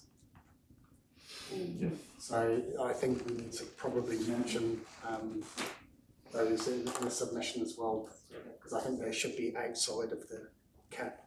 Yeah, so when you have a contract like pre-existing, I think, arrangements. oh, sorry, I think roading should be outside the cap as well. Yeah, I agree. Because the roading expense to us is driven by other factors, it's driven by NZTA. Yeah, if they cut our subsidy and we have to spend more just. Well, they set the method by which we have to measure that activity in terms of its investment. Then we have to prove it, so they audit that. And then they've got their budget, which they split up across the organisations that meet the criteria. A lot of it's out of our hands, and it's the largest cost to this council. And it's the most important because it's where our businesses need to do their business. That's right, so that's another major point. That's what I said earlier around, we spend approximately 30% of our rates on road, and we're all going to spend about 7%. Yeah, exactly. Of that. It's crucial to us. 1% increase for us is what, 160,000, it's 8.3 million plus. So I guess we're not happy with CPI. No. We would like that changed for the local government cost index, and as Stuart states, also with the third party. The bill. Third party, what do they call them? So I Analysts will or rewrite that. economic. So, Yeah. and then I can circulate that again, so the notes there. So to answer your question, Senator, they use an equivalent of bill over there. I think it's called Rollinson, Daniel? No, is it Rollinson? So they use Rollinson over there, and that's basically the local government cost indices that's used throughout Australia. Far more sense. Makes far more sense to actually be doing trade relevant. Yes. What they do is they have a look at the cost of pipes and pumps and everything the local government uses, and then they look at cost indices. Yeah. And then they spread it over a 10-year period, and they break it down and feed it back into the system. And we need to get that commentary that Dan was talking about into the submission too somehow. Yes. When it comes to fixed long-term contracts that are heavy reliant. And I think that it would be worth mentioning or recognising that the cost of fuel and fuel products has a major impact on our budgets. Particularly in both the roading and transportation. Energy costs. Or energy costs, or whatever you like to call it. So, Sorry, sure. well, just thinking out loud too, with the focus being on an annual basis for the rates cap. Firstly, you are going to have variations throughout the period of time that you're planning over. So not just that year, you may have an issue where fuel prices do spike, but they also come back down as well. So I don't know whether this isn't about smoothing, this is about weathering the storm more than anything else. And saying, well, if it is up, there's a good reason why it's up. But over the longer term, we suspect that we're going to see some, the reverse of that occurring. So it's just a thought. Given that, is there not, rather than just a flat so much per annum, would you, as Dan said, say smooth it over 3 years, say over the 3 years you average less than? Should be 10. Yeah. Just a thought. There's no easy answer. It's really quite specific council to council. And the legalities of each council, the decisions they've made, the debt, the size of the roading network, whether you've got large water infrastructure, it's so complicated and so specific to each council. Maybe in a case like Dan's talking about, you just borrow. But I mean, there's a cost to that borrowing, so. It goes into your, You're going to pay back that borrowing, which goes on to your rates. But I like what Sandy was talking about, that we should be, or Dan is that, I've no issue with the 4%, but maybe it's a 3 to 4% range. You sort of stay within that over a 10-year period, so that you can then weather those spikes in fuel and transportation costs. Because it goes up 1 year, it comes down the next one. Pay a little bit more this year, save a little bit next year. But as long as you stay within that 3 to 4% or 2 to 4% rate band over a period of. I think what we're potentially saying though, you might go 2.537 to 3. that's what I'm saying, yeah, as long as over the period it stays within a. But if you're gonna break outside that 4, you've got to get ministerial You've got approval. to, yes, and that's the way, and again, look, government Yeah, has cost of it. signalled that they're open to listening to suggestions around this, they're already starting to shift position. And that has been the lobbying of Christchurch Council, for instance, and they've already indicated that 25 cents of every dollar is servicing debt. So, they've got a big problem if they're forced to stay with it, they can't physically do it. So again, you've got a lot of big councils out there that are not going to be able to do this, so I think this will change, but then how do you make sure it changes that? What's your voice and what's the benefit you bring back to this community through your suggestions?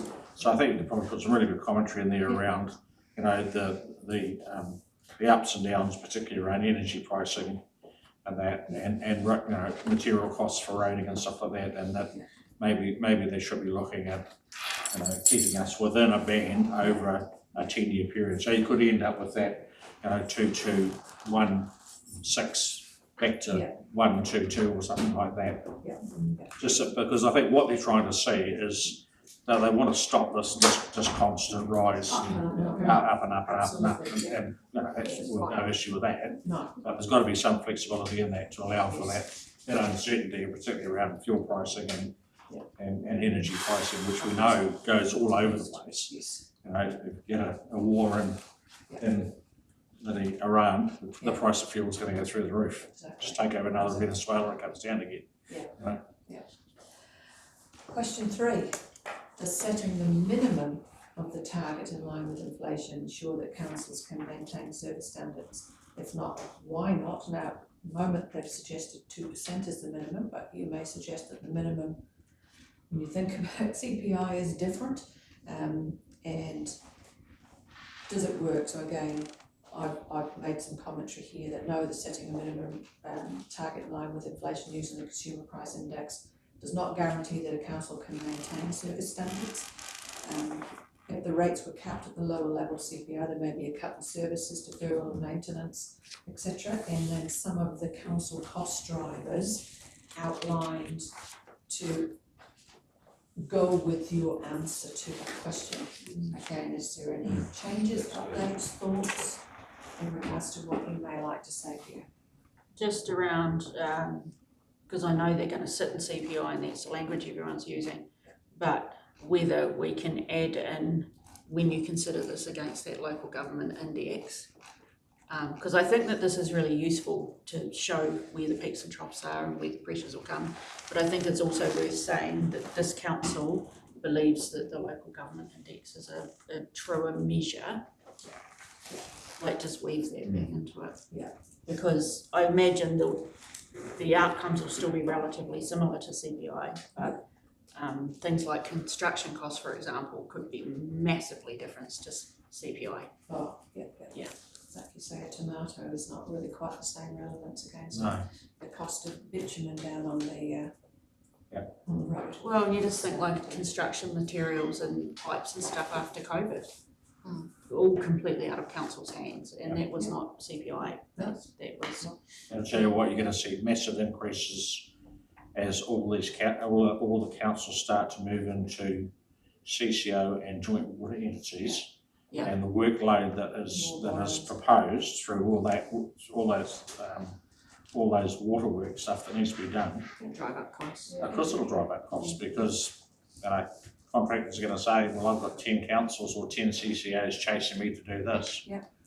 I can put the price up by 20% because there's only this much capacity in a system that's demanding this much, so we can pick and choose what we do and what we charge.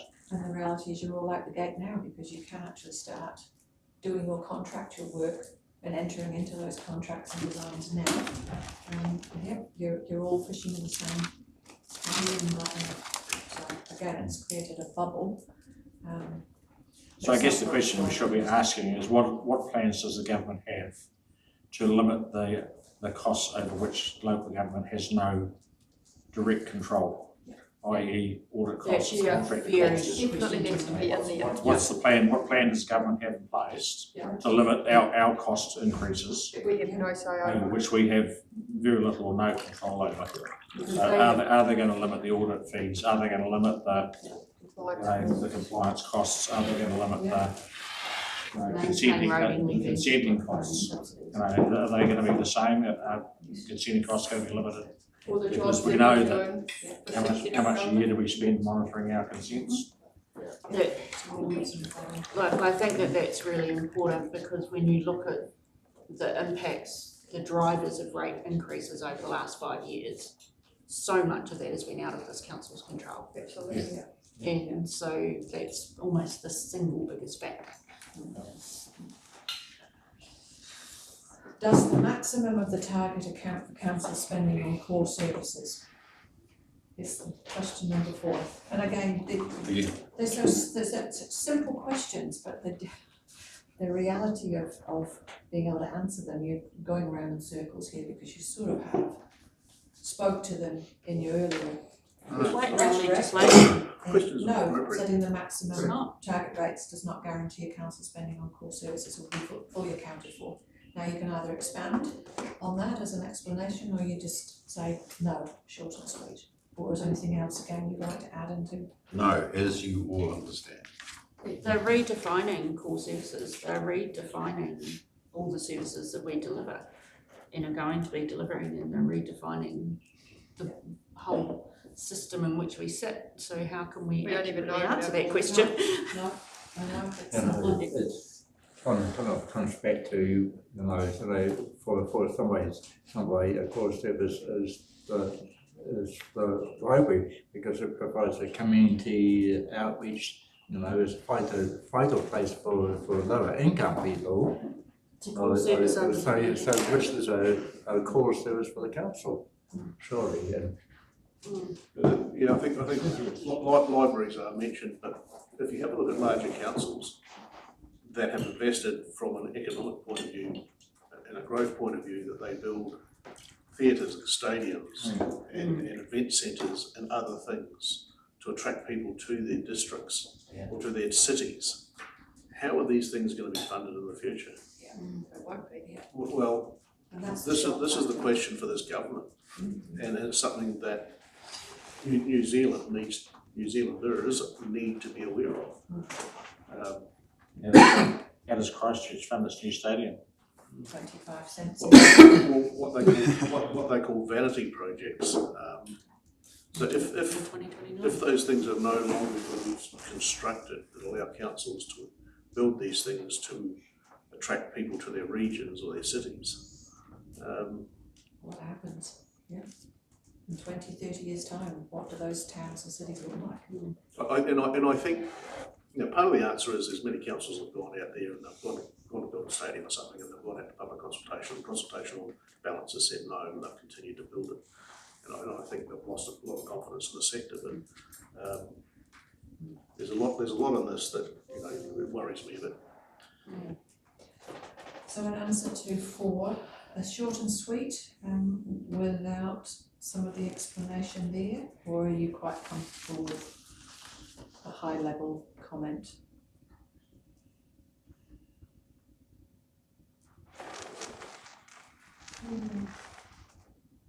I would like to see a statement in there that something around the legislative changes could impact on the core services that councils are required to deliver, and it's difficult to answer this question because of the changes that are happening.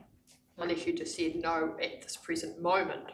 So it would be like now, what have we got in the future? Depends how you want to look at it, I suppose. Yeah. Exactly. Yeah. Okay. Well, I'll refashion that. 5. What council spending will not be able to take place under this target range, and why? And again, I think how long's a piece of string, and sometimes it's in half. I think there's an answer to that one. That's really hard to answer, because the thing is the spending will continue, but to a lesser degree. Yeah. So we will have to look at reducing costs over a range of services, and you're not going to say, oh, we're going to stop, one particular activity as a result of this. Exactly. What you're going to see is a decrease in spending over the total roles that councils undertake. And if we're doing It's our not, job we're not going to say, oh, we're going to stop collecting rubbish. No. And that'll fix the cap. But, It's going to be, we're going to have to reduce a bit here, going to have to reduce a bit here, going to have to reduce a bit here, across all activities of council to stay within the cap. Yeah. And that has flow-on effects that Depends what our community wants. That's Because right. we've got to consult on all of this on if we're going to change services. well, I could see too that it will impact on the quality of those services as well. Yeah, that's probably the bigger. I think there will be a lot of policy changes, because Tina, one of the when we're audited on sufficiency of depreciation investment, aren't we? I guess that comes into the balanced budget Yeah. requirements. So So if we council roll- needs to have a really good rationale in order to not fully fund Depreciation. expenses, including depreciation. So we're going to have to be a bit careful about the rollback if there is a reduction in services to ensure that we are not under investing in our depreciation requirements for replacing those assets when they fall due. you're just kicking the can down the road then, aren't you? Well, it's just another thing to think about. Yeah. And I Needs to guess be going managed. back to what you said earlier, on that basis, when we're talking about those factors in the previous questions, asset revaluation is another one of those out of our control things that had a significant rating impact that we talked about earlier on. It needs to go into that grouping. Because there's probably a little bit outside the box here, but there's a massive reorganisation of global supply at the moment around the world, and we've got no idea where the cost of most of the things we need are going to arrive at. Challenge. I'll play around with, so the answer, some of the info is there, but I'll reword some of that. If we get to 6, changes to the target needed to account for variations between regions and councils. What changes do you propose and why? Craig's road example's perfect. I think your answer is really good in this space. Like just breaking down those areas that we, that section B, that what we propose, making sure that we've got those regional change. Tiered bands, I think, is a very sensible idea when we're looking at this. Well, it comes back to the point that Dan made about per person. What people don't realise is we've got a bigger road network than Timaru. It's 1,700 kilometres. Just a much With larger very few population. people paying for it. Yeah. So it needs to be a narrative around that.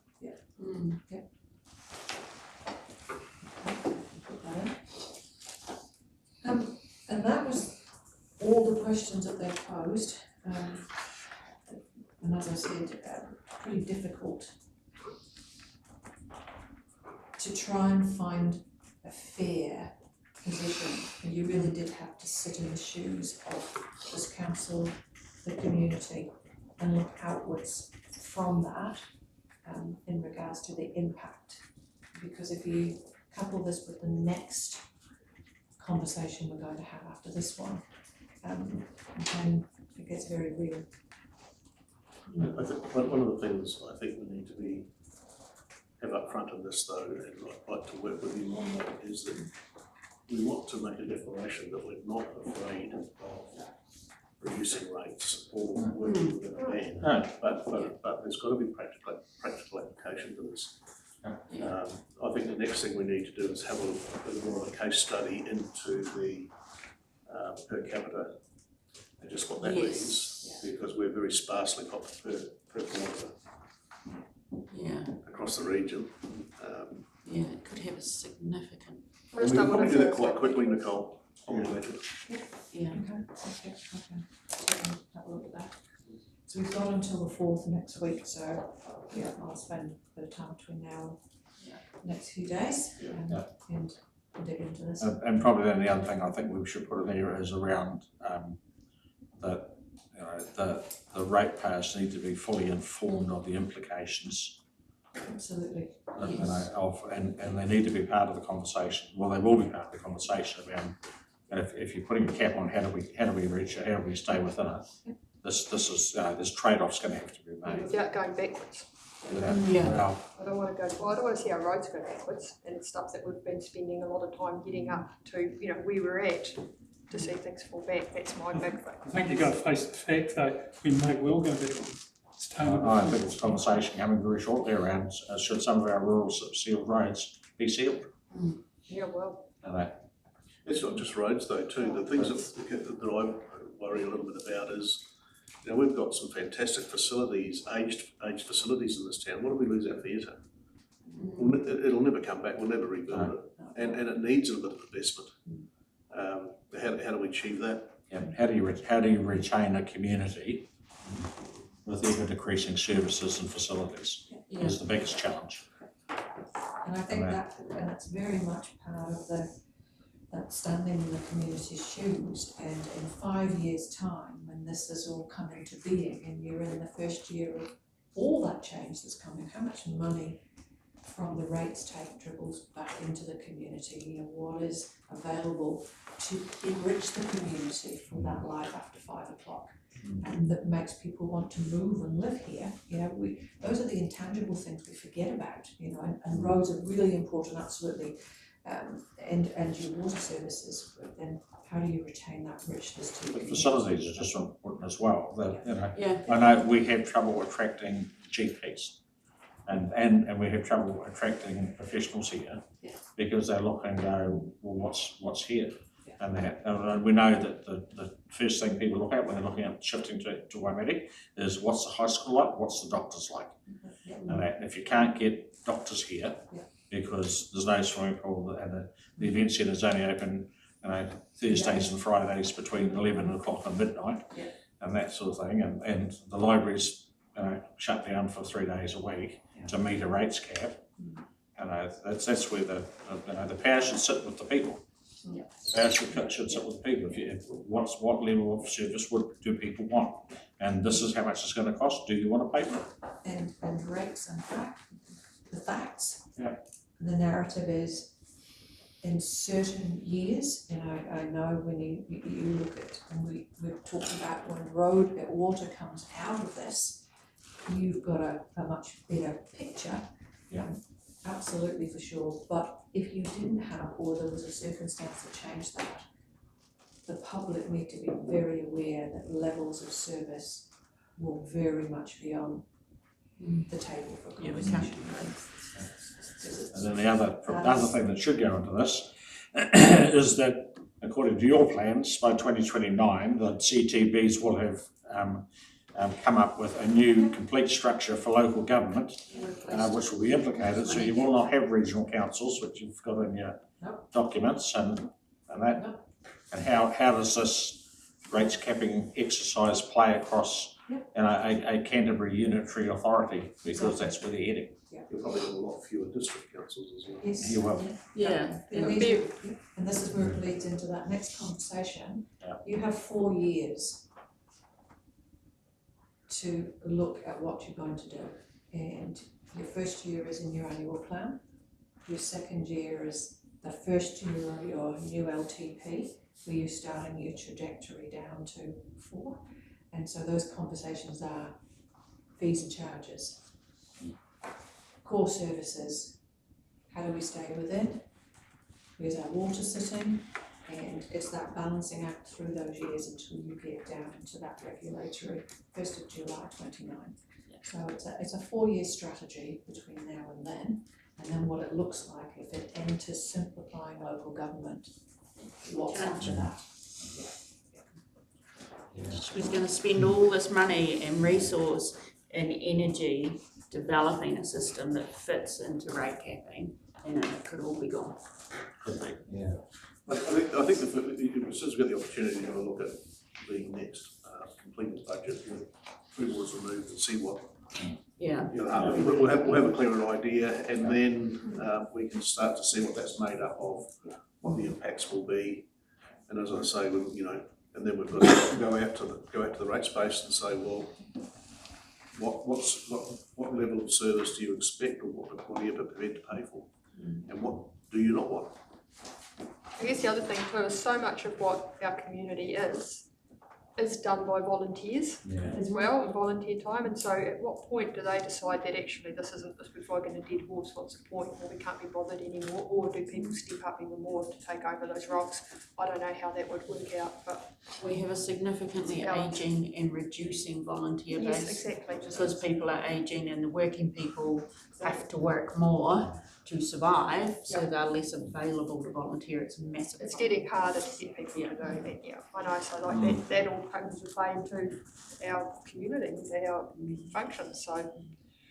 I was going to say, if ratepayer, I would sooner have my rates, you know, pay for the community services in this town than paying for government auditing fees and compliance costs. Totally. Yes, absolutely. The thing is, I don't think we've got to get back to the government and say, hey, you know, you've spent how much money on free waters at the moment? Was it 6 billion, some of that? But the water been changed. It's 48 billion over the next 10 years. Yeah, no, but depends what's been spent. Yeah, the old free waters with all that. Hundreds of millions. 100 millions, and the thing is, how much is this local, you know, government going to cost us even before it happens? You know, it's costing the ratepayer and taxpayer so much money for government.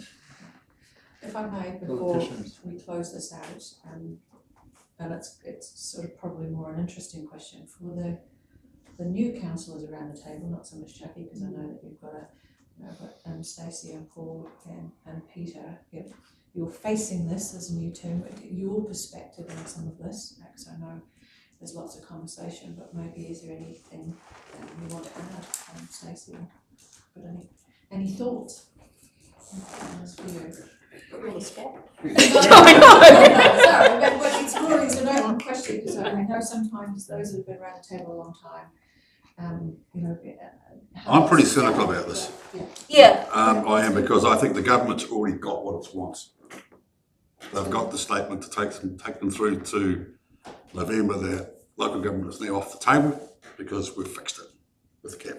And that's all they want in the meantime. This is all second tier, us spending money doing the dance. Sorry. But we've got to do it.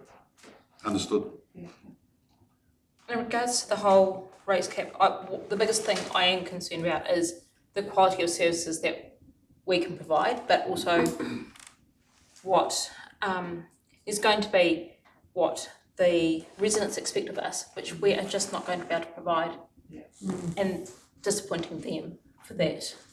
Yeah, those are really good conversations to have with the community that will listen in and read a little bit about this, because you know you're all going to be talking to them, and what does this all mean?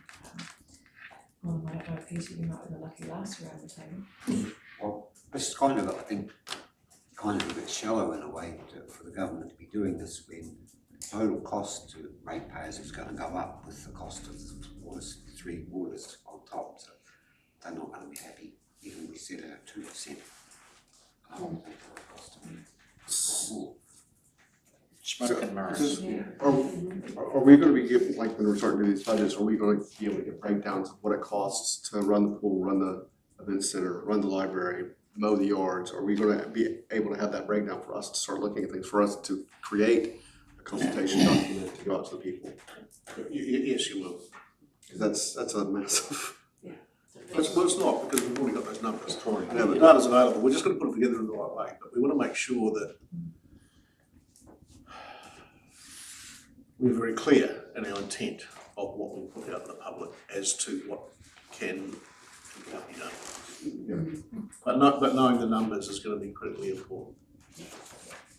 Can I just say, well done. Yeah, that's what I'm saying, never been.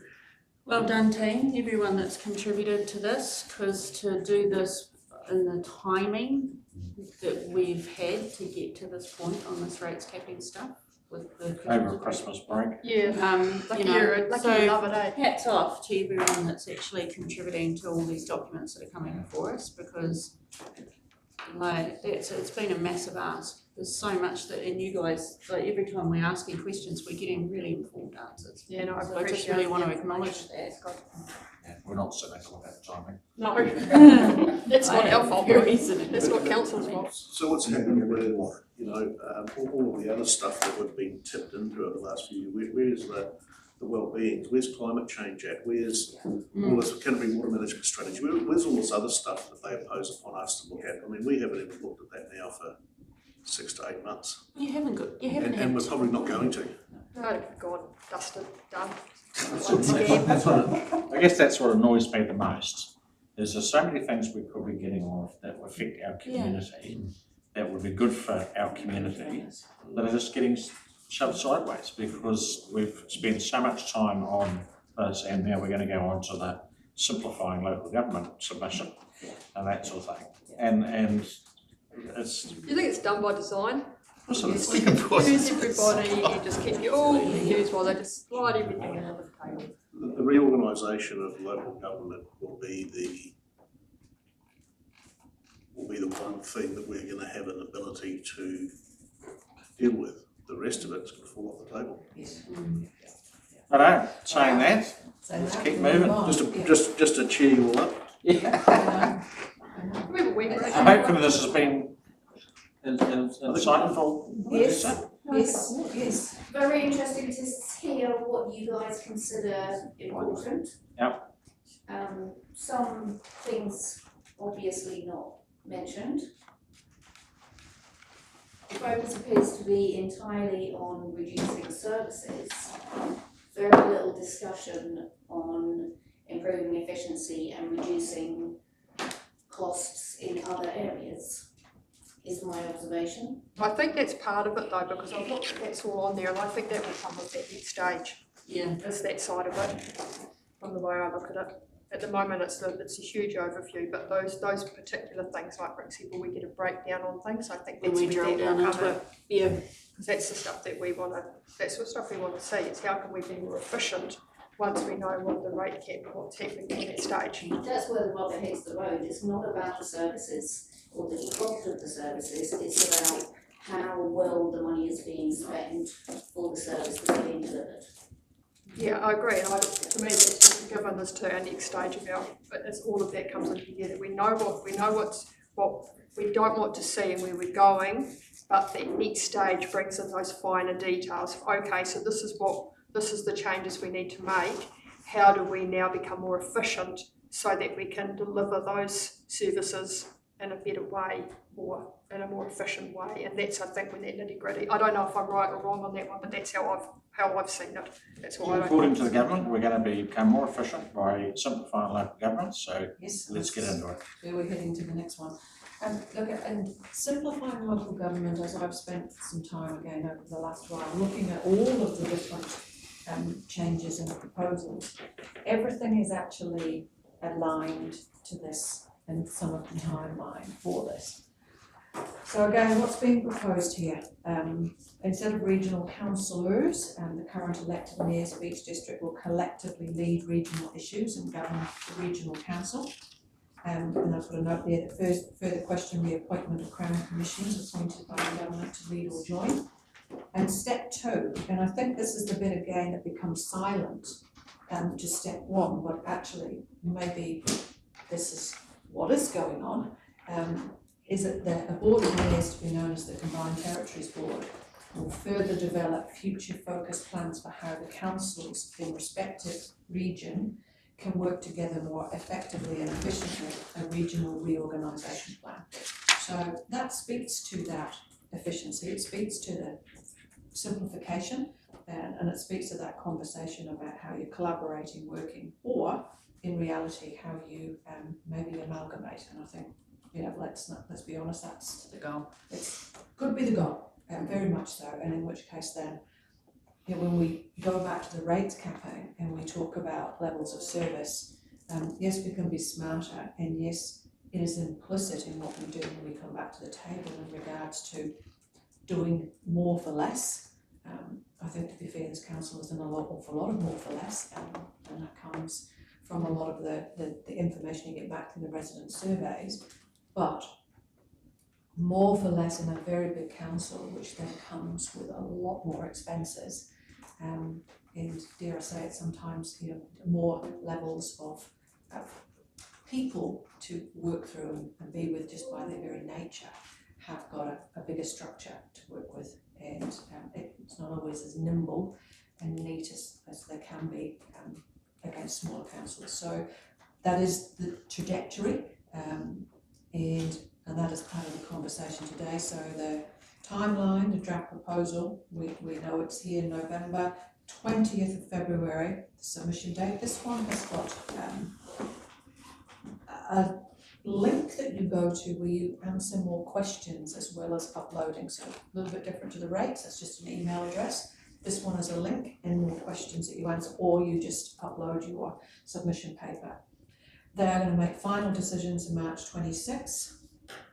Legislation going to be drafted mid-26. So legislation is expected to be drafted and introduced to Parliament.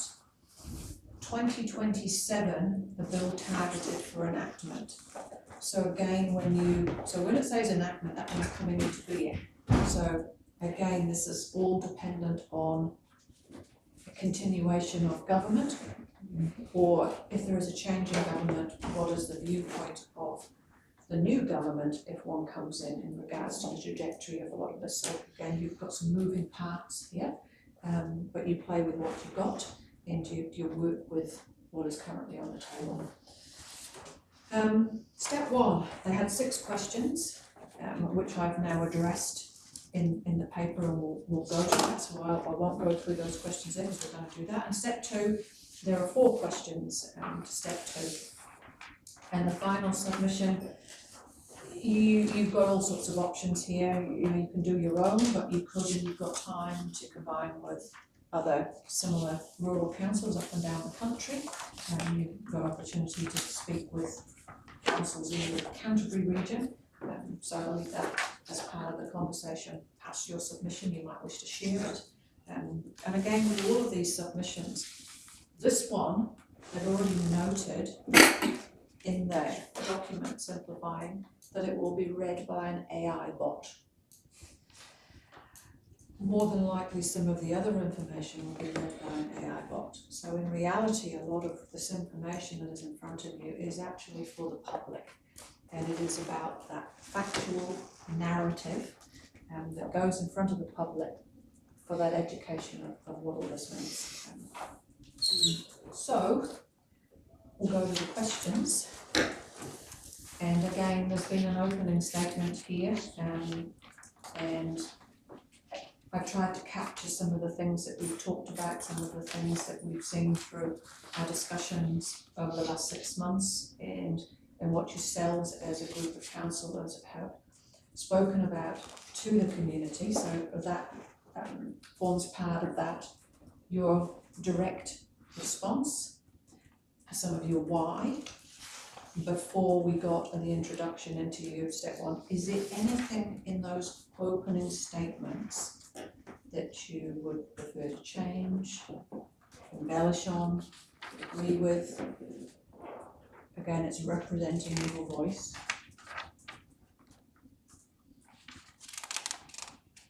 Me, I think you've actually covered it quite well. It's one of my biggest things in this is potential loss of the community voice, local decision making, local voice. I think the introduction is very good. Just as a kind of critique, money and poor governance in larger centers economic creates a well-functioning community. It's kind of like taking a shot at somebody. I don't know. I mean, it's good, it's true, but is that something to actually point out and why this money and poor governance in larger centers? I mean, it's true, but you're kind of trying to say, well, it's now not us, but we shouldn't. I don't know. That's just. I would just change that and put money and poor governance in any centre does not make Yeah, because there is some small councils that have just in the same boat. Yeah. So I think just put in any council, it's not good for communities. Well, not just small council. Hey? Not just small council. No. Glass houses. Mm, Yeah, really good. yeah. Yeah, I think that preamble's good. Okay, so if we go to step one, question one. Do you agree there is a need to simplify a local government? When they're talking about local government, they are definitely talking about regional. Or are they talking about all government? All local government, regional and regional councils, district councils, Just in general. Unitaries. metros, Yeah. unitaries, the whole lot. Just not them. They're just not talking about them. Right, yes, of course. Yeah. And again, there's some very open statements or questions here, and do you answer them from the perspective of the shoes of the community? Because that's the political environment in which you're in, so. I think what is written here is, again, good. The things that I'm concerned about with their proposals is that, you know, the impacts of the loss of local voice. But we already as a council have historically proven that we believe in collaboration and that we do try and minimise duplication. That's why we do our shared roading plan, and that's why we share resources on waste. So we're not against sharing resources, but I do. There needs to be less bureaucracy. Yeah. In local government, in any government. But that's not always just our. For me, I just need to see a good business case where our ratepayers will be better off at the end of the day under their proposals. If it makes more sense, if it reduces rates, if we get better outcomes for our ratepayers, and that we maintain our level of service or deliver better services because of it, then I could support it. But I have yet to see that business case clarity. Again, lack of information, lack of detail. Like simplifying is very difficult general. to speak to. Yeah. Okay.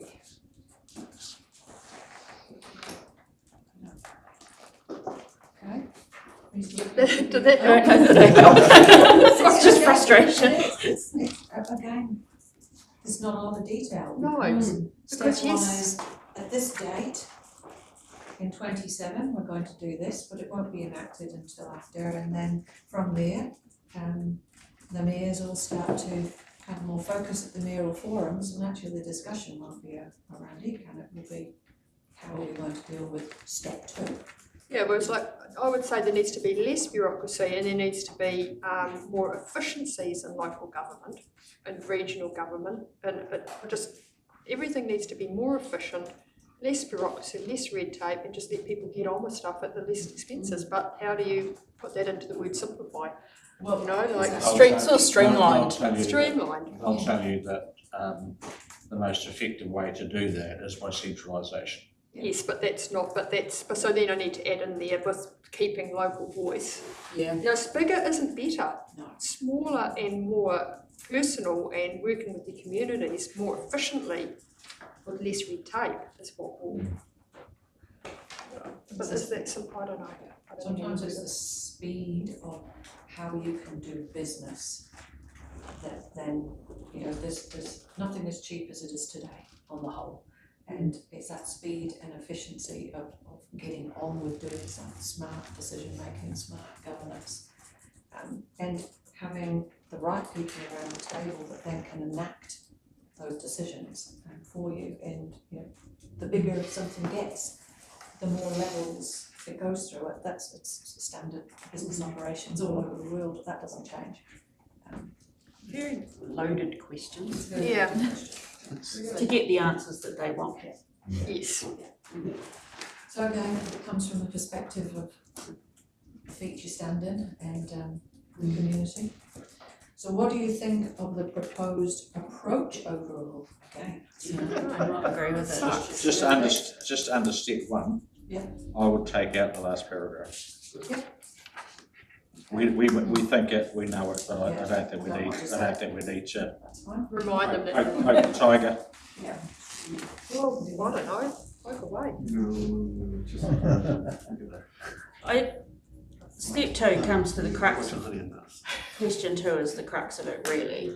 Like, do we support their particular proposal? For me personally, I don't believe it. Our ratepayers did not vote for our mayor to run ECAN, they voted for our mayor to run our district. We already have a mural forum for Canterbury. Why are we duplicating that with the Combined Territories Board? That will be one responsible for replacing ECAN and two responsible for then shaping the future. Why can't the Canterbury Mural Forum have those conversations? Yeah, like It's one and the same. yeah, exactly. That's my thing. So why is there a whole It's just a title, and the reason I put it in there separate entity? is because the Canterbury Mural Forum is unique. Yeah. And there's a lot of regions around the country that don't have anything like the Canterbury Mural Forum. Because like that to me, like it seems like an unnecessary duplication. Yeah, you just got to remember this is for the whole country. This is not just for us. There's a lot of areas where there's no mural forum or it's dysfunctional. Yeah, that's true. That sort of thing. So I think, yeah, for me, the basic proposal, I don't agree with personally do not agree with their proposed approach. It's not that the conversations couldn't happen, I just don't think that disestablishing the ECAN Council mid-term and replacing it with mayors that already have councils to be looking after is the appropriate pathway. So their answer to you, or their question to you will be, well, what do you propose instead? That the Canterbury Mural Forum have those conversations. You can, As I say, this is a document for the whole of the country, not just for us. Would you propose that ECAN carry on to the end of their term while those discussions were being made? I do, because those councillors have been democratically elected to run those specific entities. Our community voted for those representatives on those councils. I do not believe it is a district council's role to run those councils. Like it is and it isn't. Like I don't see what the gain is going to be. All we're going to do is distract our mayor from all of the other really important stuff that we have to do as council.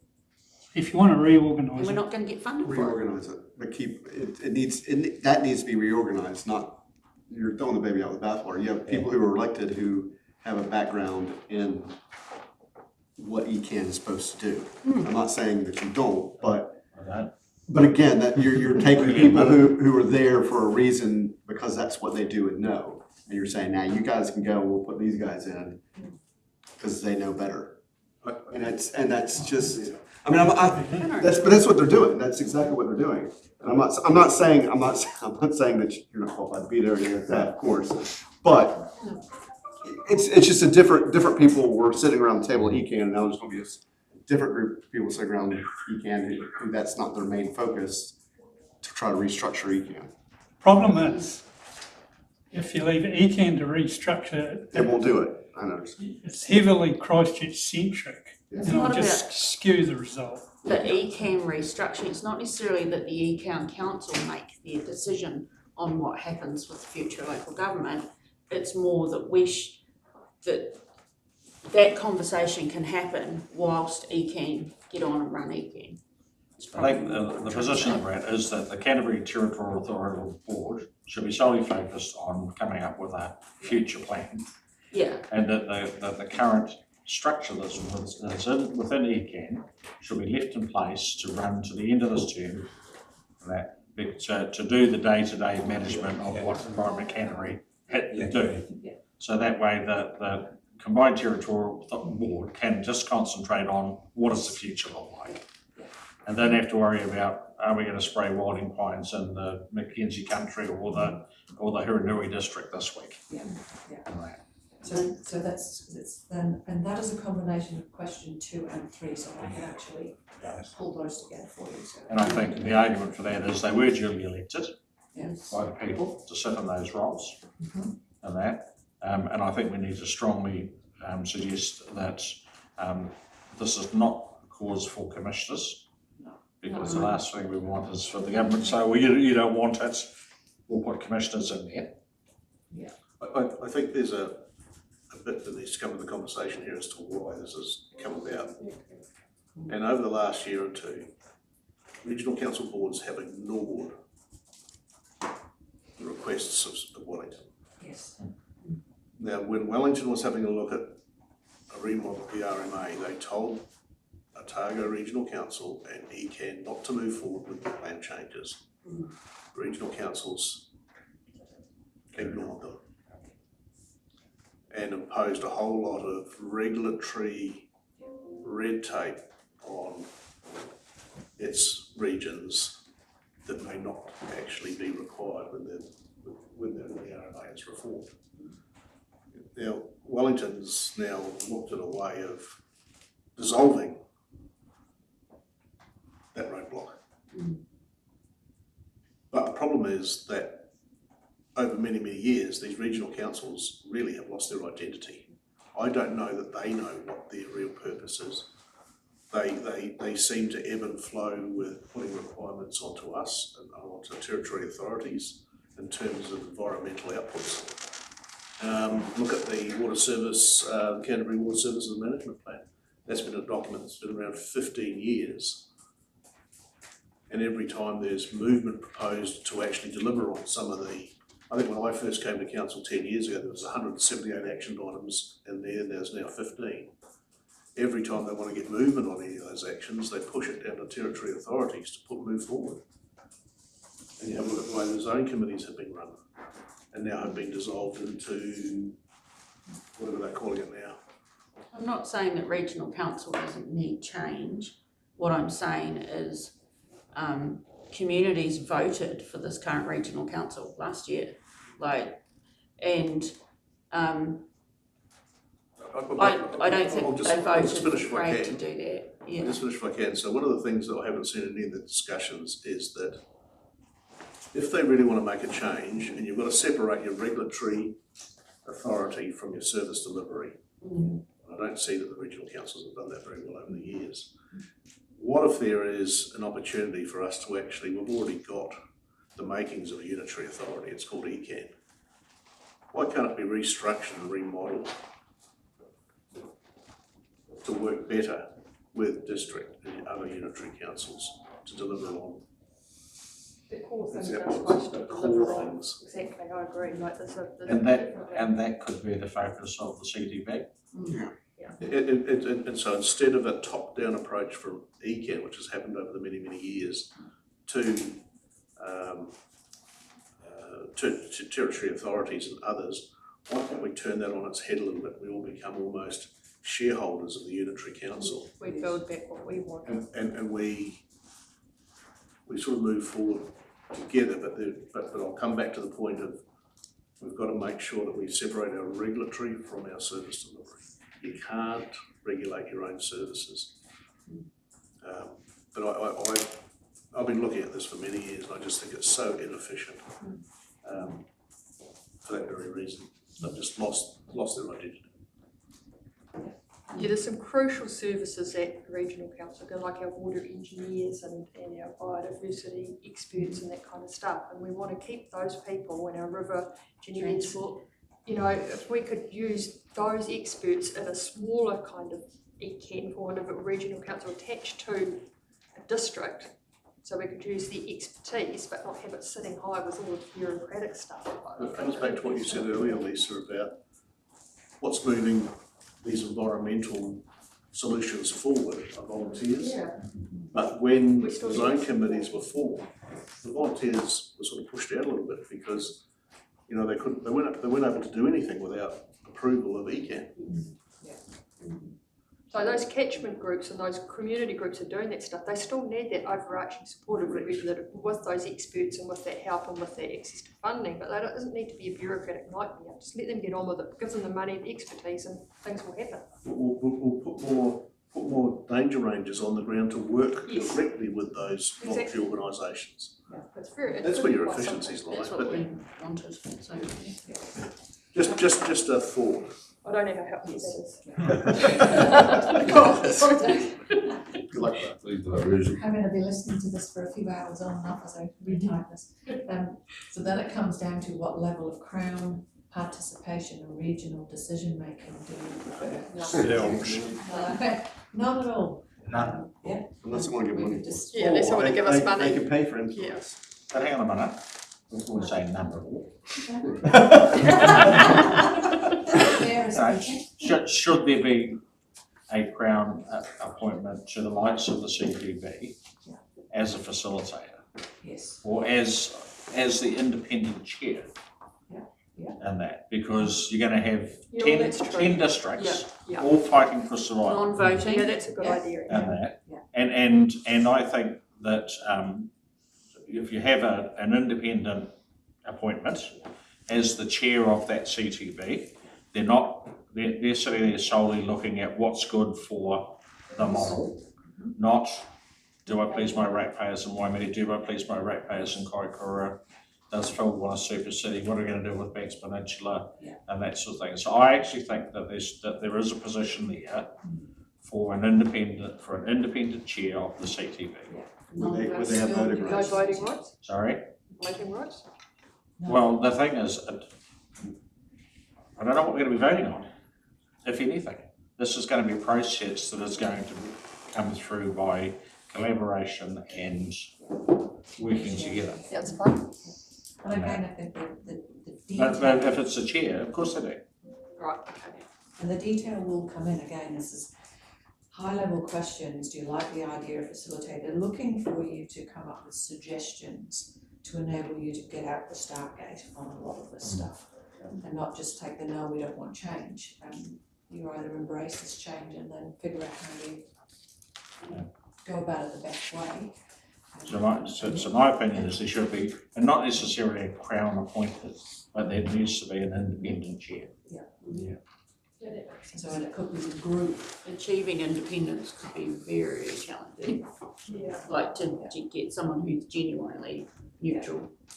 Oh, listen, there's plenty of people out there. Yeah, to be retired judges and. There's plenty of people out there People that just see the bigger picture and that. And I just think that it would be a wise move just to have that referee sitting at the top who's not fighting one way or another for a district or an outcome. Yeah, so the CTB If you advertises for an independent chair and you cast across Independent directors, chair and then the people, CTB that sits who's under that person's control. And the CTB select that person, not Crown appointed. Oh, no, not necessarily. If they're independent, I don't, but I do see this as jobs for mates for central government. It can happen. You end up with a Peter Skelton in there as Yeah, I know, that's what I was thinking when I say Yeah, that, yeah, I just yeah. think, So it could be yes, that independent chair is selected by the CTB rather than the government. Yep. Because then you've chosen the person you all wish to work for and work with too. I could see having a William Rolleston or a what's the name from ANSCO as an independent chair. That's they've got views over what's good for the country, what's good for a region, and that So I think there's any number of very well qualified people out there, and that. And I think probably appointed by the CTB, I think. One more point I'll make, and I think you'll probably agree with this, Craig, and that is that there are many councils out there that think that they are, on behalf of their communities, they have the authority to make this decision. Oh, yeah. So the big question is how do we get through this process, bring our community along with us? Absolutely. Because that's some of the thinking out there, Craig, isn't it? Yeah. This is our future, this is particularly in smaller communities like Waimate district, councils are a really integral part of the fabric of the community. Oh, yeah. And so when you do a significant structural change to that fabric, it should be our community to get to make And decisions. even the document does say that. It does say that it has to be in full consultation with local community. Yeah. And Although then some are ignoring it, aren't they? and then so that you do that as the consultation to a certain point, and then when that's done, the government then do come in and make a decision. So you do consult along the way, so they are listening to the public debate, and you put forward, this is what our but then there is still an ultimate decision if that's made. They've been very clear about that. Okay, do you agree that mayors on the CTB should have a proportional vote adjusted for effective representation? Just the comment there, one mayor, one vote just won't work. And neither will pure population, it's got to be a hybrid.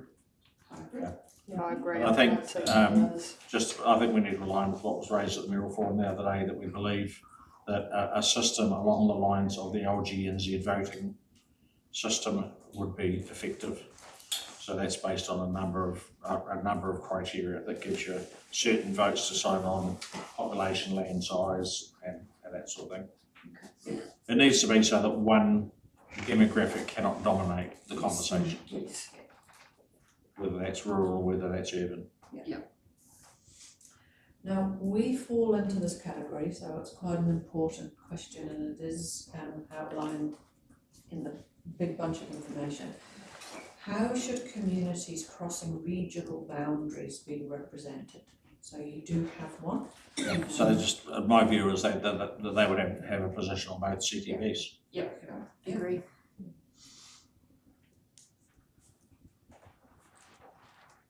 And even help them. Right. Could be the guys down on the other side of Waitiki, it could be one of our councillors. I don't know how you do it. Well, it could be the mayor goes south and the deputy mayor comes north, Oh, yeah, that'll work. or a councillor or whatever. Yeah, I think they absolutely need to be in both conversations. Oh, they have to be. Yeah. Because the government said there will be no realignment of districts and boundaries. Yeah, so it's their district, so they have to have a say. Yeah, and and the last thing we want is a line drawn up the middle of Waimate and says that's south, that's north. No. Yeah, exactly. It's got to go on a catchment basis. There'll be regional council boundaries rather than district council. No regional council boundaries. Right, now this is the meaty bit, step 2. Do you support the requirement for CTBs to develop regional reorganisation plans? This is where it really, the rubber hits the road. I think we do. Yeah. Because if we don't, we'll get something imposed on us. You've got to have our say. Yeah. I think because the question that we don't get to ask is, do we believe we need a regional reorganisation plan? No. And so that's catch, and so that's where the tricky part is in that first phrase, is that potentially we've not had the opportunity to answer that question before we then say who should make that. And you could say That's the reason why. you could say something along the lines that we agree with the model being proposed. Yes. That So again, they're very leading questions in regards to when you answer them, you're agreeing with what's been proposed. You are allowed to say, no, we don't agree with this, but if we were made to go down this path, then this is our solution. Yeah, that's kind of the approach. And you can capture that, we believe that local input is utmost when it comes to democracy in any model that allows local input. So to form this. So in answering this one, if you say yes, we support the requirement for, then you're actually agreeing that change should happen and you're going to go down the path. So you can't, so if by saying no there, you don't agree with it, but the next one, so if we were given no choice, then any plans developed would need robust consultation. So Which means you've the got. I think that clarification, that separation is important because we've Because not if you had say that no to the opportunity. first one, they'll say, oh, cool, we'll chuck commissioners in. Yeah, exactly. Yeah. These guys don't want to do it. Commissioners. So again, and again, this is your And voice, then there'll how do you, So I would say maybe Zero not use, consultation. maybe not use the language if we were given no choice. Yeah. I would say, should this proposal proceed, then we will, because I think if we're giving no choice, it's like they're just going to go, well, you're not going to have choice. But I think we just soften that a little bit and go, should this proposal proceed, then we will actively take part, kind of something like that. So let me just be very clear, in that first sentence, we are saying no, we do not support the requirement, and then go, should this proposal proceed, or do you? No, I'm not quite sure that's Okay, right. That's why I wasn't quite sure, so we're saying yes, you want to support it. Well, do you just take that line out? And just put if we were given no choice, or Should this if, proposal proceed? so yes, yeah. Yeah, Okay. because then we're not actually saying. No. Yeah. Good idea. With a gun to our head. Yeah. Well, I was trying to I soften couldn't that say approach, that in here. but you're right, like that's our situation. Okay, and happy with some of the clarification there of protecting the community voice, identity, etc. Absolutely. What do you think about the criteria proposed for assessing regional plans? I like that. I think what you've got there's good. Very good. Okay, happy with that. What are your views on how the proposal provides for iwi Māori interests and treaty arrangements? I think, once again, once you got there, what you got there's pretty good. Yeah. Have you guys read that their seats are being removed? I think that's gonna cause a big problem. It can, That's not our problem. That's not, I know it's not our problem, but for the whole thing, they've said they're removed, they'll just talk to the mayor. I think he can relay their views to the thing. I was like, that sounds like something that they're not gonna be really happy with. No, that's not our problem. I know, I know, I'm just, it's an aside, it's a commentary on the plan. Well, there's legal ramifications here because those two Mary seats are enshrined in an act of parliament. I know, but because they're no longer a board, those seats are no longer a thing. It's all going to the CTB, so, and they've said that. It's still not our problem. I know it's not a problem, it's just a comment on the.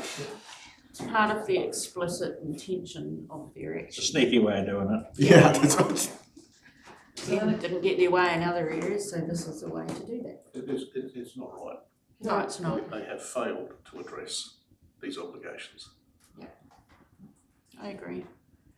So 10, do you have suggestions for improving the proposal or alternative ideas? I like the suggestions that you've come up with.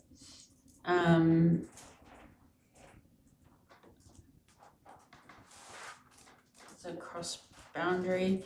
I think the suggestion, like the comment around staffing, is a really relevant one, and probably something I hadn't considered until I read this. Like, and the impact of that on our community and our capacity to deliver services and stuff. Probably just reiterating there, I would maybe add in again reiterating that local, like just strengthen the emphasis on that local voice, local decision making. Communities getting to decide what they want instead of it being imposed upon them. Again. So once again, sorry. So when we're talking about improving the proposal or alternative ideas, this is the proposal of restructuring regional council or of having the CTBs, or both? Then it becomes quite a well, actually. Very generalised. It is generalised, sorry, and it is in step 2, so it's actually about the reorganisation of local councils. Right, So, sorry, it is targeted to that. It's in, question is in step 2. And I think across the globe, there's many examples in Australia of what happens when these type of reorganisations occur. There's been really good studies out too, that, which we could probably point to. I remember when we interviewed you that your specific experience. I do tend to think this is just the means to an end. Yeah, absolutely.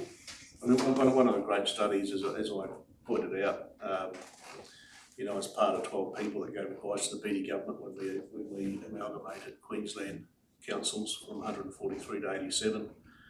And then 2 years later, the university stood up and had a look at the before and after snapshot.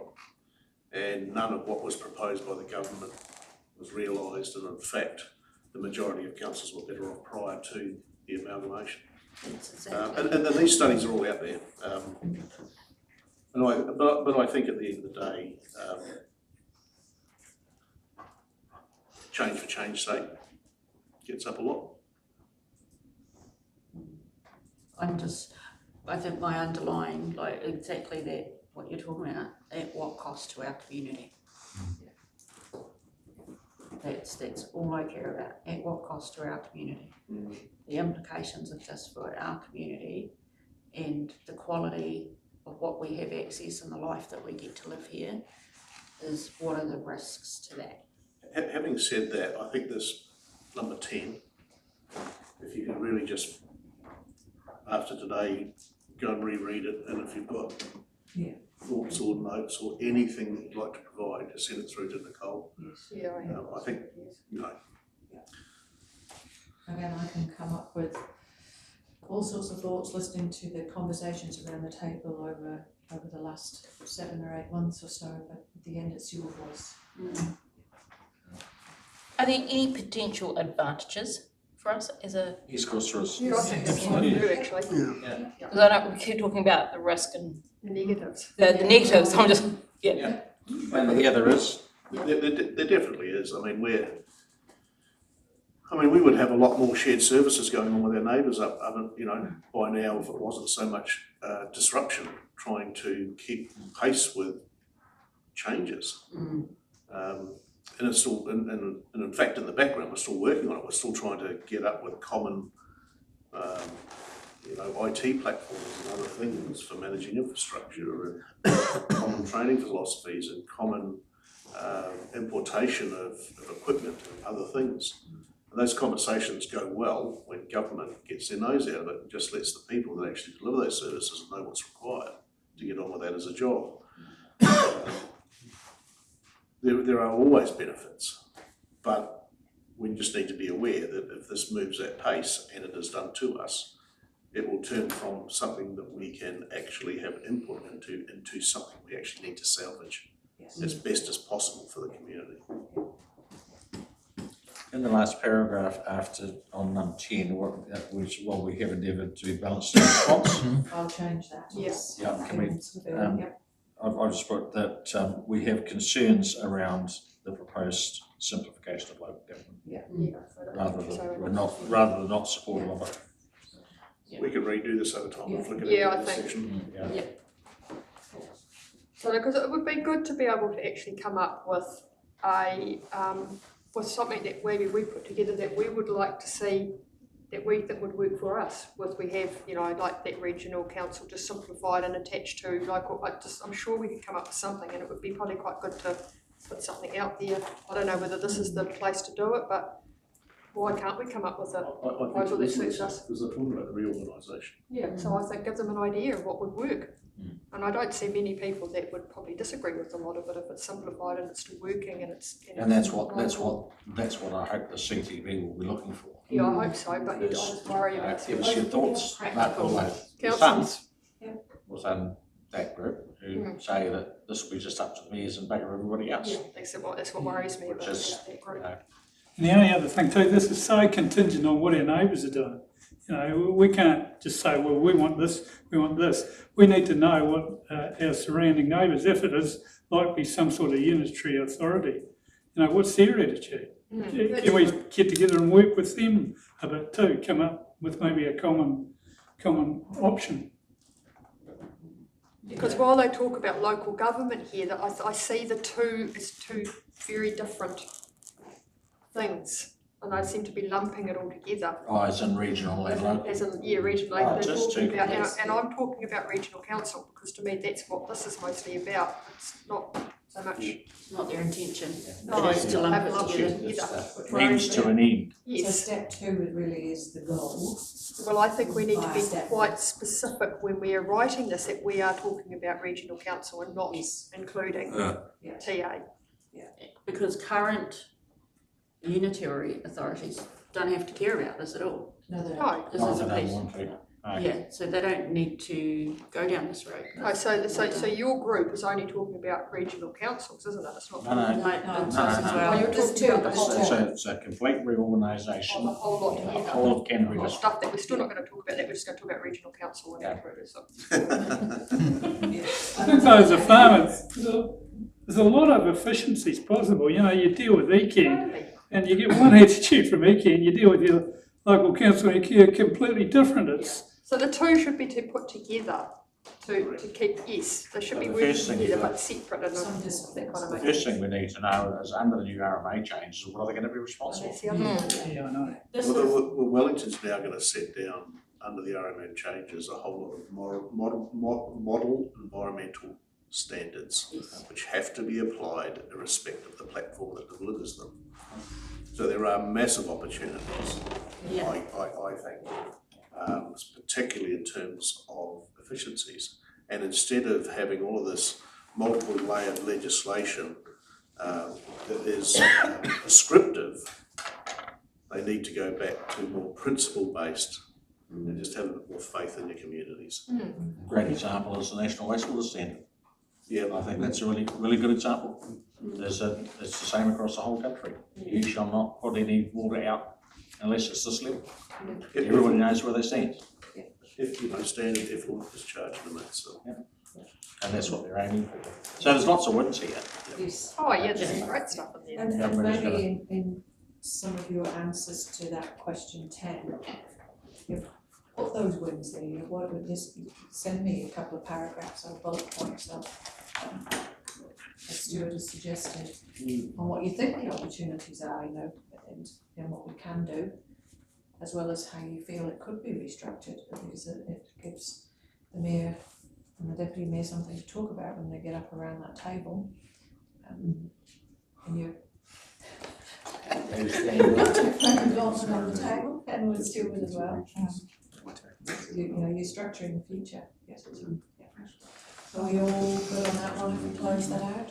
yeah, so we I email you. think we've given you enough to keep you writing for a couple of days. Yep, perfect.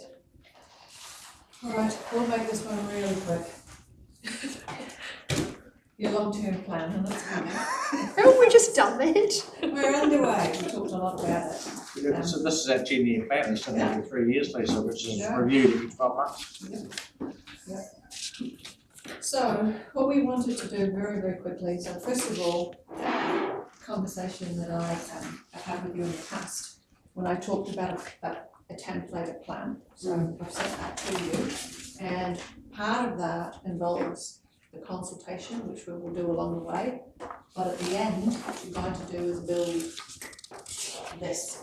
So we'll take you step by step, and actually one of the first conversations, you actually started today, and Tina brought up the rate statistics, and we talked about the revenue finance policy, etc. You will be reviewing that and looking at that as we build this document. So on one of your pages, that journey has already begun, and it's under the policies and the rev financing policy, etc. So you're starting to get that journey of what we do for the long-term plan. We've got the annual plan as well. Now, we wanted to either throw down a theme if you wanted one, or do you just want to have Waimate District Council long-term plan, or do you want to have something that a catchphrase or something that you feel that you will always come back to and think about as your thought? And again, in there, I wanted to be able to give you the timeline, that big picture, the central government reforms, and there are all the changes that are happening, and there are all the timelines, and then the dotted lines actually represent our changeover on the 1st of July of each year. So it's trying to plot what we're going to be doing along the way. And then you've got the long-term plan and the annual plan there, with then some of the proposed changes. So again, it's giving us a bit of a guide of the next 4 years. Everything's going to land. As you're actually working your way through the annual plan and then the long-term plan. So, the themes, would you like one, would you not? We've tried Core to come up with services, some smart thoughts. choices. What? Core services, smart choices. Okay. That's what we're going to be focusing on. Yeah, it's not bad as they go. And that, Core services, smart Never a choices. if you've got to have one, Yeah, exactly. Yep. and that, as we've said, this is going to be a very bland, steady as she goes. Yep. Don't rock the boat. We're not planning anything major. Yep. It's looking after what we've got, improving what we've got. Yep. And that, we're not building the Taj Mahal or anything else. So let's just keep it plain and simple. Okay, happy with that? And if we use that thing through your annual plan and then into your long-term plan, so you've got that focus? Yeah. Done. But that's not a decision, it's a thought, and I'm going to put that through documentation. If anybody has a different views, just bring Michelle out of session and she'll tell you. Yes, we spoke. The only word that I did like out of the other ones, well, not the only word, but I do like that concept of adapting. Like, as in, it's got so much change coming down the road, but I don't know where it fits. Just brace yourself not in there. Yeah, hang on. With that core services, smart choices, I mean, okay, these are slogans, and that, I get that. I'm just wondering whether we'll roll off a little bit. Core services, smart choices, future-proofing Waimate. Yeah, nice. I'll leave it at that. Okay, because that becomes the sort of thing that you always go back to when you're making your decisions and you're thinking about all of the choices along the way. That's guiding you. It's your vision really and your purpose. Yeah. To use those commercial phrases. It's good to have the plan thing where you can see the chunks that each, you know, well, it is, because we're going to have to bite chunks out of this each time to see what we actually have to step to do this. And as we bring various workshops or information to you, the team can actually highlight which part of the annual plan or the long-term plan this is fitting into, because then you're going on the journey of watching it come together, and then you're not just getting a draft at some point in the future and wondering how that came about. So you're going on that journey and seeing it being built. So all the conversations become quite relevant, because then you can position yourself around your smart choices for the future. Nice. Okay. All right. Good stuff. Anything else? I'm done. No, I You're don't. done. Thanks, Nicole. Thanks, Nicole. Thanks, Nicole. It was a team Thanks, effort, it's team. not just me, I just get to sit here, Everybody? it was definitely all of us chipping in. All day. thinking about this. You good? Okay, thank you. Thanks for coming in to us. Good to see you. Good to see you taking interest. Always. Anyhow, thanks, ladies and gentlemen. I don't see you beforehand. I'll see you on Saturday at the Caledonia Sports 150th anniversary. That's right. It's this weekend. Don't forget to come by a hot dog from